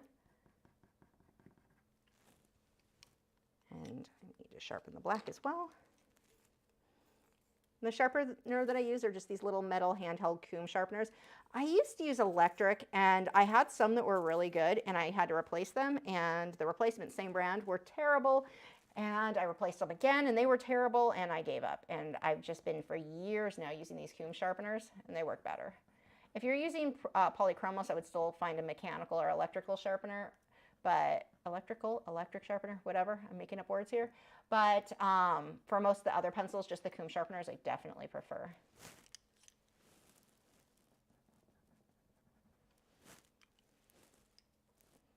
Now this black, the great thing here is it comes through. I'm filling it in with the little brush strokes for the hairs, but some of the previous lighter layers from the watercolor are showing through, the purples and the lighter black, I guess grayish tone.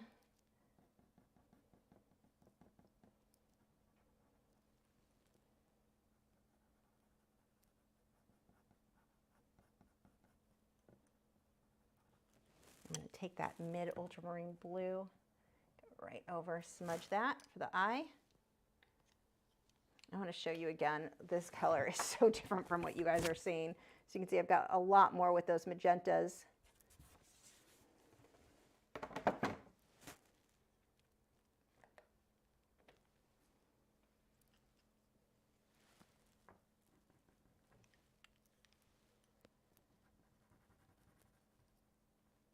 Got these three little sections here, and then right up against that wing.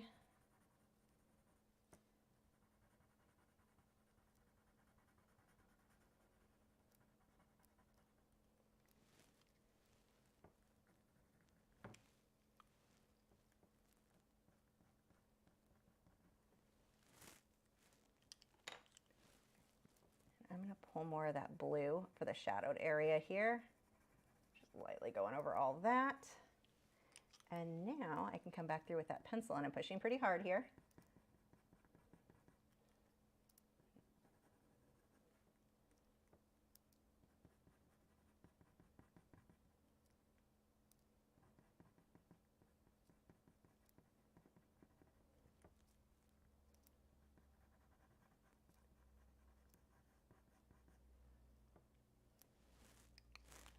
And where did my white go? Was that what fell on the floor earlier? It might have been. I have lost my white.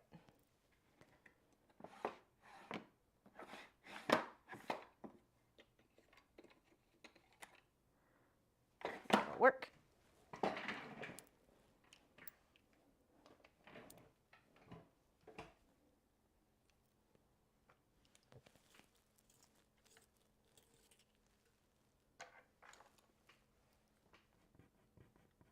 I'm going to pull a similar color, Heather is pretty close, and define right back up against the fluff on the edge there to make sure that stands out a lot.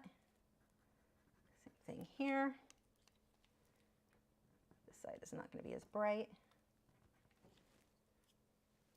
Get a hint of that little orange in there. And then back to our fluff.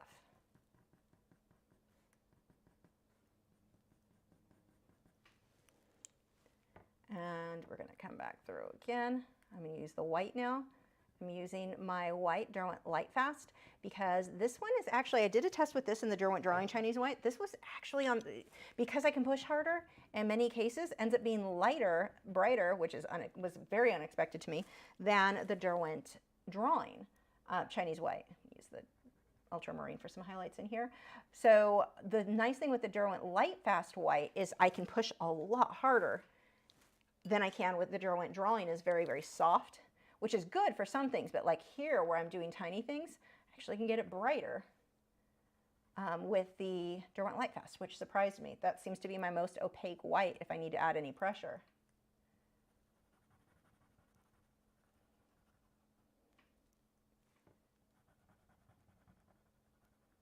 I'm pushing pretty hard here to define things. I'm resting my hand on the outer board, not the drawing itself. If you want to rest your hand like on the artwork, then use a piece of glassine or something to protect your artwork from the oils on your hand.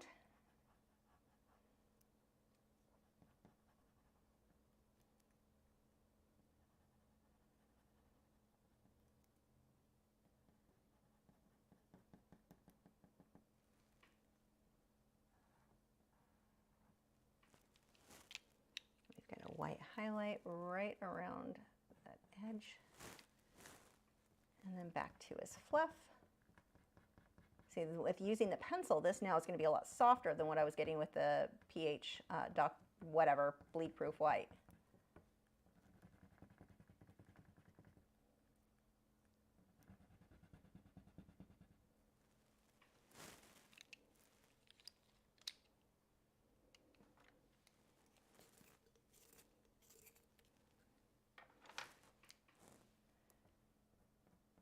Same thing, resting my hand on the board, not the artwork itself.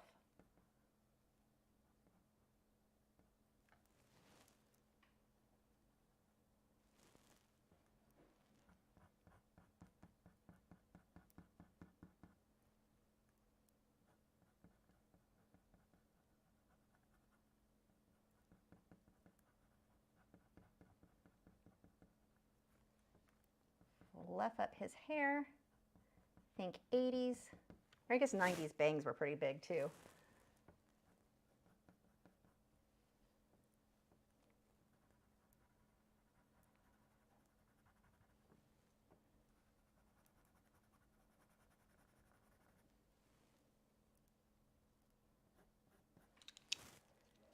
I'm going to use the ultramarine blue right over that purple here, and then we'll come back through with the black, do some shading. Give him hairier legs.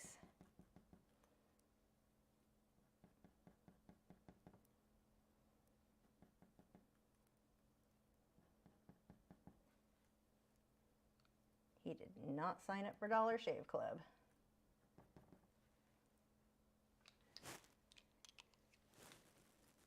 Actually, that needs to be darker. Just lightly go over that. And then go over it again with the blue to blend those two together. Okay, let's work on the wing a bit. I'm going to use the orange. We'll just come right over that.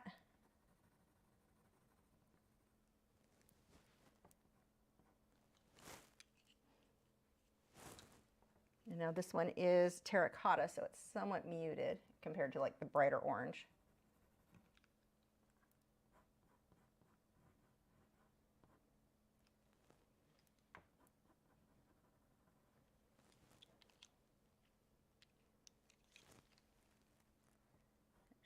Define some of these lines a little bit more.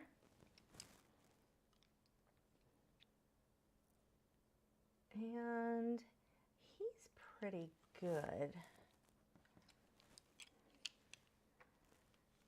Maybe I need to work on that flower.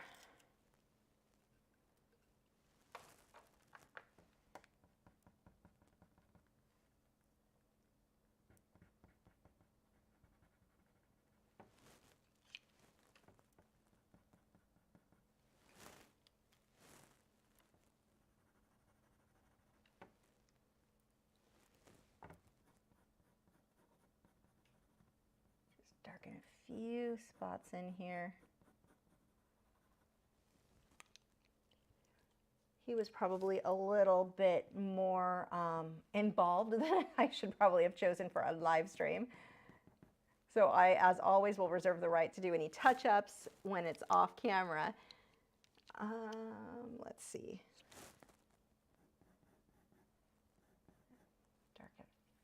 Darkening a few of these up, not all of them though.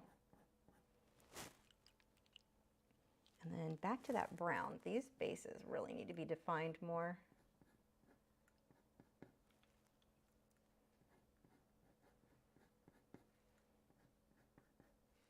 Now at this point, let's say I wanted to come back through and do white highlights over anything. I don't want to use the the bleed proof white. I don't know, that is not going to be archival over the colored pencil. But what I could do is use the Touch Up Texture Titanium White Mixture from brushandpencil.com if I needed any like definite highlights painted over. I'm going to switch to purple for some of these highlights here. I'm going to sharpen that pencil first.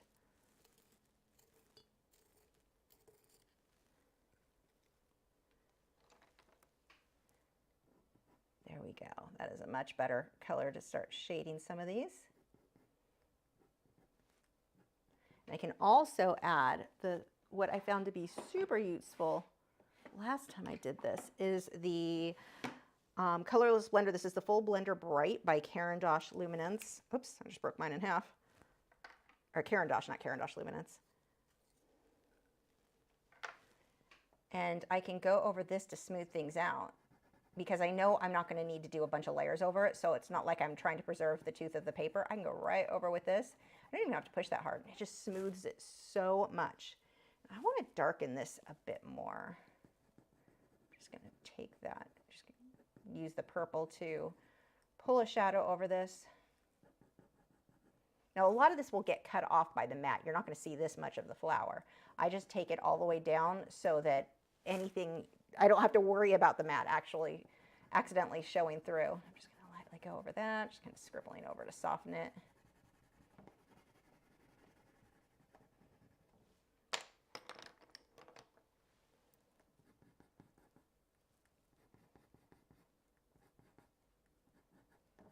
And then right in between these guys with the white, that red is just too much there. You guys can't see it, but it is like in your face. There we go, much better.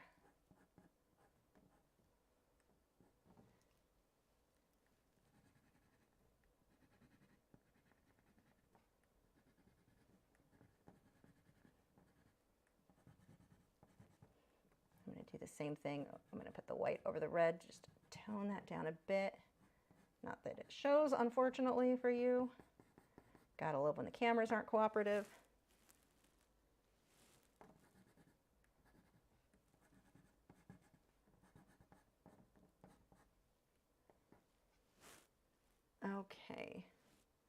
that is, we're at 9:37. That is where I'm going to leave this. I'm going to do more work on this, honestly. I'll record it tomorrow morning or tonight. I am going to do a few touch-ups with, I want to use touch-up texture. I think we have time, honestly. I can do it because I don't have anything prepared to talk about tonight for questions, and so I can go through questions quick. I'm just going to have something I want to do on this. As I'm looking at it, my wheels are spinning, and I do want to do the touch-up texture titanium white. So I'm going to go over this. I'm going to soften that out. I just need it to be darker. I should have gone darker in the first place so that the whites would have shown up better. But I can make that happen. Let me show you. This is so cool with this product.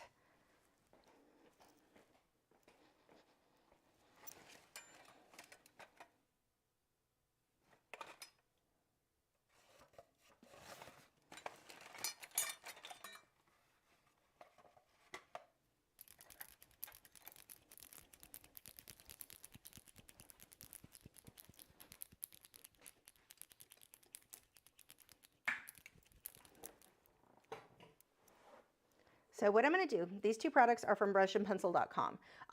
They may be on Dick Blick as well, but it is these two, touch-up texture titanium white or titanium white pencil, colored pencil titanium white, and colored pencil touch-up texture.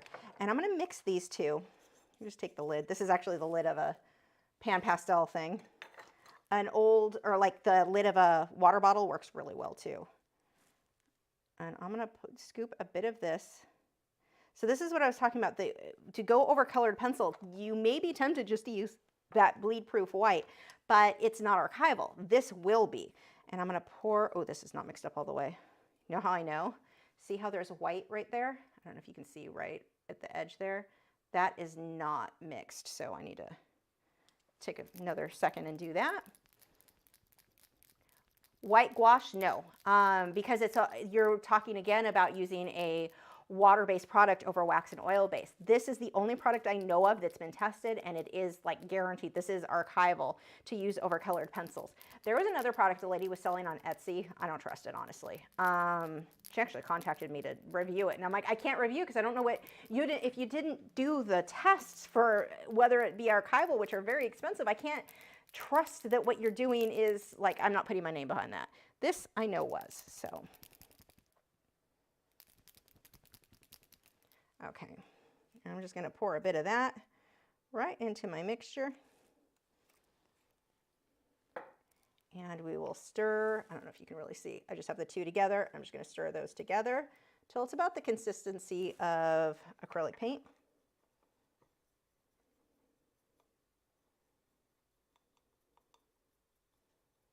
Now you don't want to mix a lot of this because it dries very quickly, and you don't want to add water to refresh it like I would like the bleed proof white. That starts to dry, I add water. Yeah, don't do that with this. That is going to make it not archival.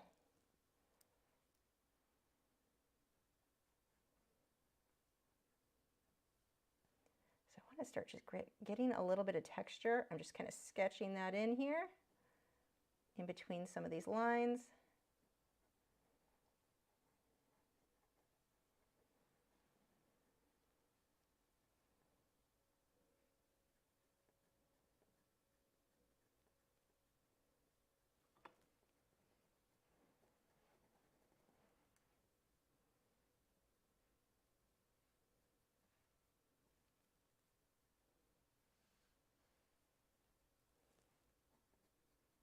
That's better. I may do more, we'll see. But let me go rinse this really quick before I ruin this brush because it's actually in really good condition.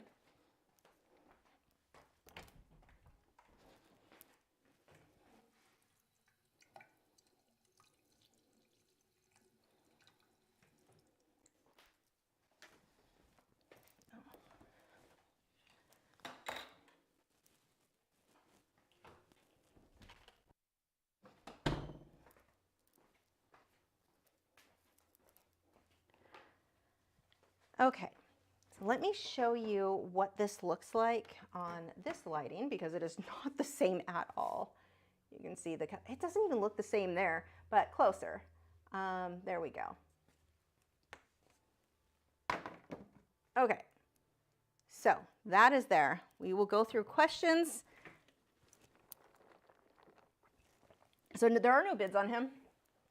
And there are things, honestly, on this one, I would almost prefer no one to bid on this, because at this point, there are some things I want to change.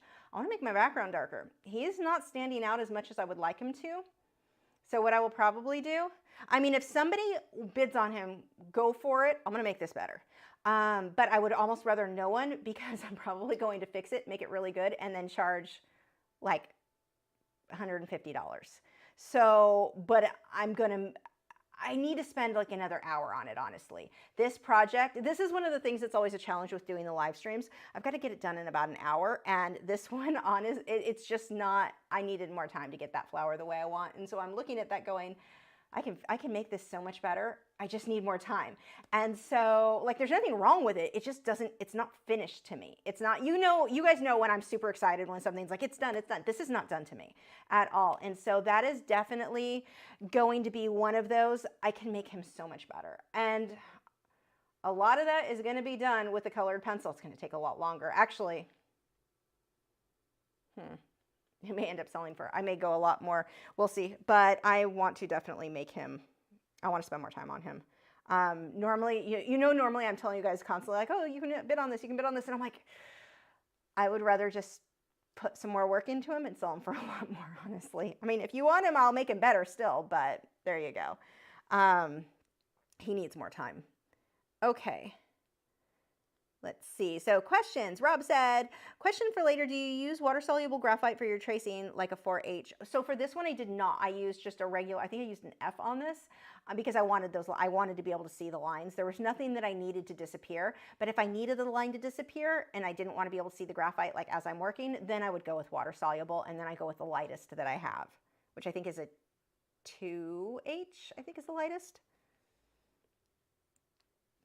Lavina said, I received my tin of the 24 set of Derwent Graphite tint on Sunday. I would love to see a live stream using them. Well, I haven't used those in a long time.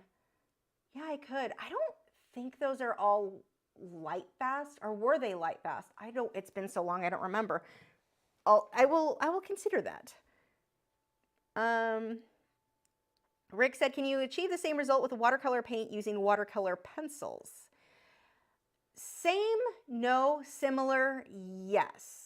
Very similar. But there are certain things you can do with watercolor paint that watercolor pencils, like, it's different because of the way that you're layering and you're applying it. It is different, but you can get something very, very similar.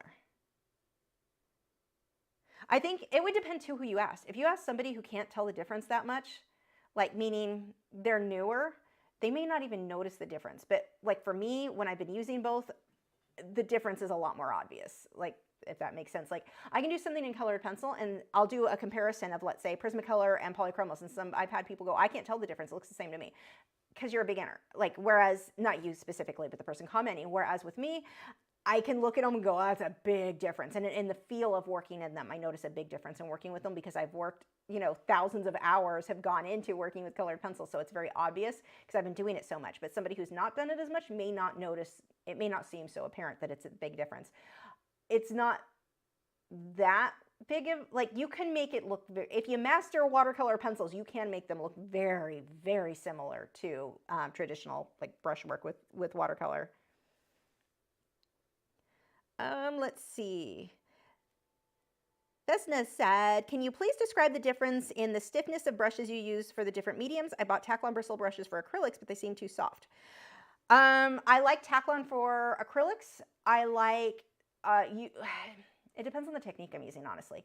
But I would say the majority, like, moving from oil is going to be usually the stiffer brushes. So I'll usually use a lot of synthetic hog-haired bristles for my oils.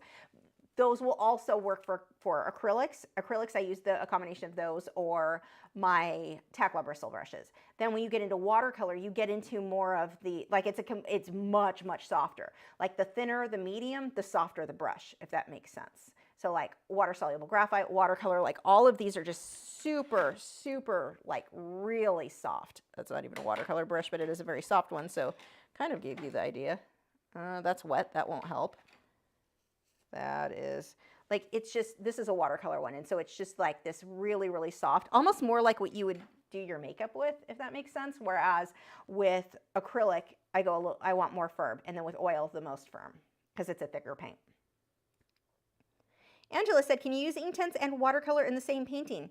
You could, but I don't know why you would. Like, other than, I could see using the white Inktense block maybe, but then the bleed proof white works fine. It's a little bit easier, a little bit, because it dries the same, like it doesn't, the white Inktense block works well, but it goes on translucent, so it can be a little bit difficult to tell where it was you put it, but you could use that with Inktense, no problem. Actually, that would be good with Inktense. I don't know why you would mix them in most cases, though. Well, no, I could see you could do a certain effect where you wanted to line things with Inktense, let it dry all the way, and then glaze watercolor over would be cool. So yeah, you could mix the two. They are compatible. Let's see. Lisa said, have you used Derwent's metallic paint set? I have not. Is it more like what? I don't know. I've not used it, so I can't say there. Fly Meet in the Moon said, I know you use the Frederick's watercolor boards with acrylics. Do they actually work well with watercolor?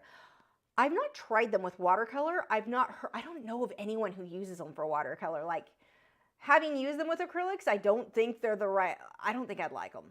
But I've not used it, so I can't say for certain. It would be very weird. Like, I definitely like cotton paper, so I don't know. I think it would have almost too much tooth for watercolor for the way I work. I should try it, though.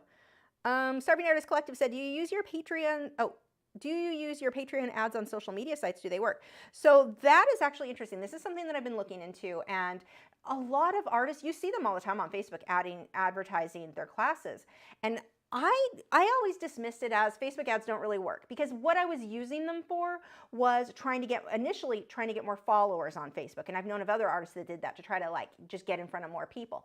Didn't work. None of us were really investing that much money, let's be honest. Like, it gets expensive if you want to do well with the Facebook ads. But I boosted a post. So I guess it was kind of an ad, but I didn't craft it well. This was like a year ago. With the Grizel kit, the colored pencil I did with Colored Pencil Magazine. I boosted that post. I think I spent like $30. It didn't do anything for me.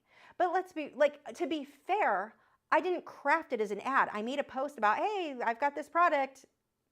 You should check it out. And then posted it. Like, to do a Facebook ad, there is a science to it to do it well. There's a formula, write it in this order. Like, it's a whole thing to do well, and I didn't do that. So I can't even say in that case where I said, oh, it didn't really work out for me. I didn't put effort into it. And I think it's like anything else. I mean, we can say the same thing with our YouTube videos. If you're not putting a lot of effort into it, you're not going to get a lot of reward. I mean, it's hard enough anyway, even when you are putting effort into it. But if you're kind of half-baking stuff, you can't expect top end results. So not spending a lot on the ad, and I'm glad I didn't, because I didn't craft it well, and I knew that from the beginning. It was like, yeah, let's throw $30 at this and see if it makes a difference. Just let's test it. So I've been watching a lot of videos. I've been doing a lot of research on writing a good Facebook ad and looking at what other people are doing that are working really, really well. So yeah, I'm really anxious to go ahead and get started. When you hear how much money people who are successful with running ads are putting into the ads, it's insane. Like, I'm not at a place where I can afford that, but I'm going to try to work up to that, and I will definitely share the results with you guys and let you know how it went. But I want to try ads for selling paintings and for my courses, mainly the courses, for Patreon. So yeah, I'm going to start trying that, and I'll be keeping you guys up to date on how well that works, because before I could get Patreon people to find my classes because of the YouTube videos. Well, now with the way the YouTube algorithm works, and everyone is just suffering from that right now, especially artists, and if you do lessons just don't perform well on YouTube, but that's what I do. So it's like, I don't know how to make that more interesting, and maybe that's just a failure on my part, whatever, we can argue that. But yeah, the advertising seems to be the trick to get in front of more potential students, so more people can take the classes and I can keep the prices down lower. Yeah, I'm going to see how that's going to go. I'm working on it. My goal is to have an ad this weekend, so that's why I haven't done a lot of art this week, because I've been like really focusing on researching and watching a lot of videos, because I'm definitely, I don't know what I'm doing when it comes to the advertising thing. So yeah, seeing though where other people are super, super successful with it, but looking at the way that they craft the ad is very interesting. So we'll see how that goes. I think I'm going to start with like, I don't know, $5 a day and see how that goes. So, don't know, a couple hundred, $300 a month, something like that, and see what that does, if it makes a difference, if that's going to be worth it. So we'll see. But it looks like advertising on Facebook and Instagram. And the funny thing is, you guys know I don't like Facebook. And at first I was like, well, I don't want to put more money in their pockets. I hate that platform. And I'm like, what are you talking? Wait, why?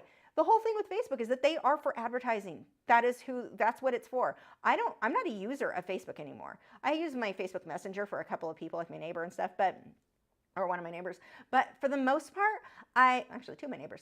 No one cares. Move on. Too much information. But for the most part, I mean, you go to Facebook and you see ads. And if that's what people want, that want to keep using Facebook, then great. I'm going to I'll get in on that then.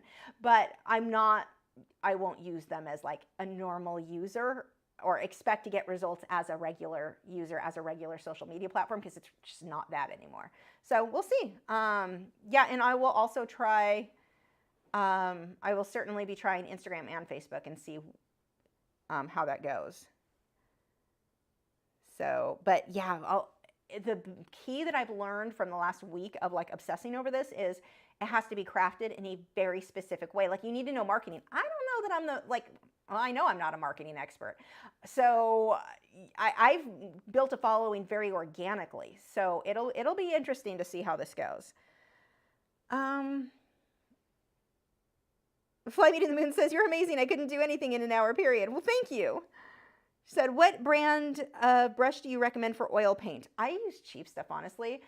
You guys know I'm not a huge fan of Hobby Lobby and the way they've gone generic on everything. I like their generic paintbrushes, though. That is the one thing. I love Hobby Lobby's generic Master's Touch paintbrushes. They have their synthetic hog hair version and their tackle and bristled. Both of those. I just load up. When those go 50% off, I just go buy a ton. My liner brushes from I don't have one sitting right here, which is weird. I should. They're these ones with the brown handles. That's one of the synthetic hog-haired. Oh, you can't even see. Wrong camera. That's one of the synthetic hog-haired ones. It's out of focus, whatever. But yeah, I use those for oils and acrylics. They're wonderful. And the synthetic hog hair I use more for oils than the Teflon. Felton said, I have a tip for watercolors. Use 2 jars for dirty water and clean water. Yep, that is why I have 2 jars. Clean water, cleaning the brush water. Absolutely, and distilled water. Good tip. I agree. Okay, 9:54. Let's see. Use polychromos for the ads.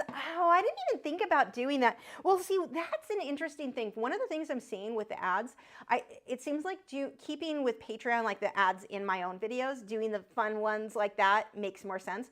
But one of the things I'm seeing with the Facebook ads, they're saying the funnier, crafty, like it's not even that, like you don't even need to be witty, like basic works. So it makes sense because like, if you guys remember, I did the Grisé kit with Colored Pencil Magazine. And this was last year. And maybe we'll do another one. But anyway, when I did that, I made a really funny ad. It was like a cheesy as seen on TV ad with Matt. It was hilarious. And people didn't realize it was a real thing. Like that, it makes it hard if you go like too silly on something. They're just like, oh, it's a funny joke. Okay. So yeah, it was surprising how many people did not realize that it was an actual item I was selling. So I think I'm going to try more dry, more basic, like here's a really pretty painting that you could paint too type thing. So yeah, but I need to do more polychromos ads for this channel here. Let's see. Lisa said, Instagram ads work better. Facebook prioritizes your followers, so many times each repeat view counts than others. Tested with friends, Instagram tends to reach more target audience. That's interesting. Good. Yeah, I'm going to try both. We'll see. Clark Fine Art said, pay to play. Absolutely. It is Facebook and Instagram. That's what it is now. And I don't really see any, like I said, I'm not even a user. Instagram, I'm a user because I like to scroll through photos. I see a lot of like ocean stuff. Half of them I don't even follow. Most of what I see are suggested. It's not even the people I actually follow, and that's the thing that makes me mad about those platforms. MeWe is so much better. But fine, I'll pay to advertise, but I'm not going to be one of your users. Like you're not getting to advertise to me because I don't use your platform really. So that's whatever. It sucks.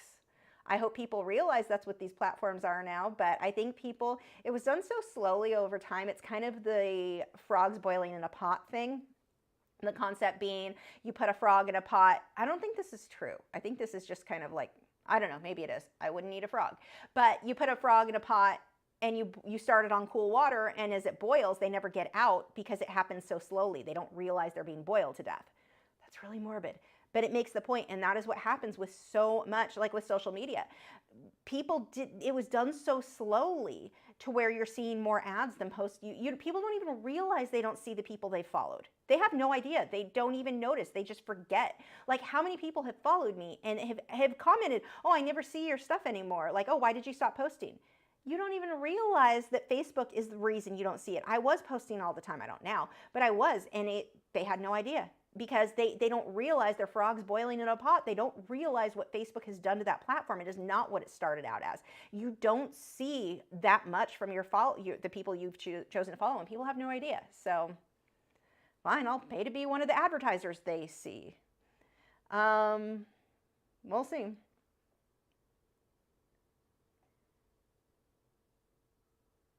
Yeah, and that's true too. Clark Fine Art said not many can pay, and where's the guarantee that you will get put in front of the right eyes? And that is certainly a thing, because I've heard a lot where people were like advertising. They told them only advertise, like, because of the type of business they were, just local, like my area. But their ads, they found out later, were being sent to India, which did them no good. They were a local business. Like, why would they be advertising in another country? That makes no sense. So yeah, Facebook's freaking shady. Whoops, that just jumped a lot. Lisa said, okay, I got that one.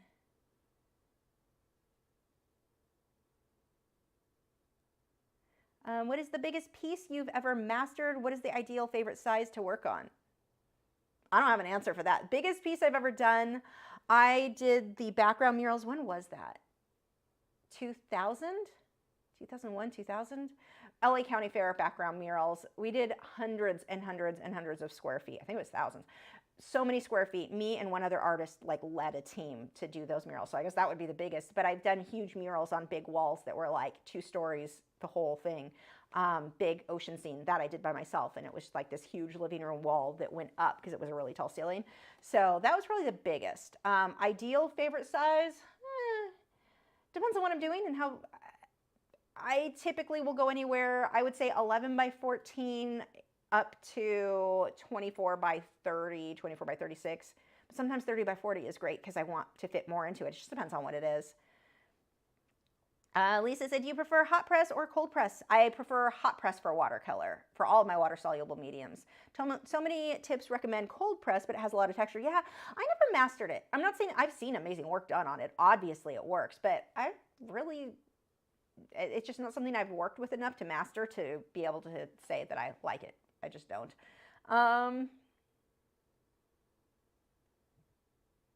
Find Me as the Moon said Polly will rock it. Lisa said you really should use either Derwent Inktense. Should use either Derwent Inktense with your tin art for sure for the ads. Yeah, maybe. I think I'm doing a general. I don't know how to fit that in. If you've got ideas, send them to me. I don't know how to make that work with a simple, like, here's me showing off how good I am at painting or, working in colored pencil and acrylics. And I don't know. If you've got ideas, send me a message. Maybe you can open my mind on that. What about doing a macabre? For a live stream, I certainly could. Maybe. I could do a close-up of, like, the head. I don't know if I could get that done in time, actually. I may run into the problem I had with this where it just doesn't feel finished to me. Let's see. Clark Fine Art said, Instagram zaps my time for sure. I prefer it over Facebook. Sadly, same company now. Yeah, Instagram was so much better before Facebook took over. Okay, see, that's what I thought, Joseph, that it's not true about the frogs, that they do jump out. So it's one of those, like, here's a story that explains something, but it's not actually true. But you get the point of the story. Yeah, I didn't think that was true. Yeah, you guys want a macaw. I'll have to find the right photo to see. I could do a macaw. I'll just have to find the right one for that.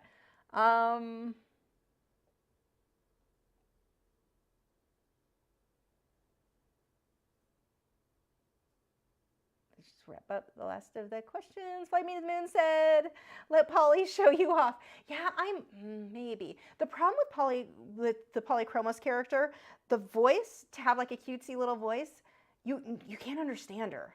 So I've got to figure out a way to do that better. It's very hard. Maybe if she talks slower, I don't know. Well, I'll definitely put writing. I'll have text with the audio this time. I wish I had done that on hers. I didn't know how to do that at the time. So yeah, that was a thing. But anyway, thank you guys for joining with my half-finished project. Yeah, I feel like it's about 50% done. I will definitely be doing... I have ideas. I have so many ideas I want to do on this. I kind of want to go over it with charcoal and let the blue, the color tint through. Like I want to experiment with it. But yeah, that is, I don't even think I'm going to edit this into a completed video. Like normally I have a video, it's not done. And I don't have time to, maybe I do. Maybe I'll record it and turn it into one. Decisions. I've got to experiment and figure out what I want to do. So many decisions, so many choices. Anyway, thank you guys for joining, and I don't have anything. I think that's it. Thank you, and I will see you guys. I don't know what I'm going to have. I may not have much edited for this week because maybe I'll edit something else, because unless I want to sit here tonight and just finish this. Decisions. Or I have ideas. Anyway, I have so many ideas going on in my head right now. Anyway, thank you guys for joining. I will see you next week, Wednesday, 8 p.m. So I'm going to choose something for certain that I know I can get done in an hour, because this was pushing my luck and it did not work out for me. And I know why. Anyway, thank you guys. I will see you Wednesday. Bye. Oh, and check out our moderators. Their channels are linked in the video description. Hey, you. Yes, you. I see all your unused art supplies over there. Oh my God, those brushes aren't even opened yet. Tragic. You keep buying new fancy materials, but you don't use them because you don't want to waste them. Stop making your art supplies sad. Sign up for art lessons for as little as $4 a month. There are over 300 painting and drawing lessons available when you sign up, and new ones every week. Patreon.com/Lachri.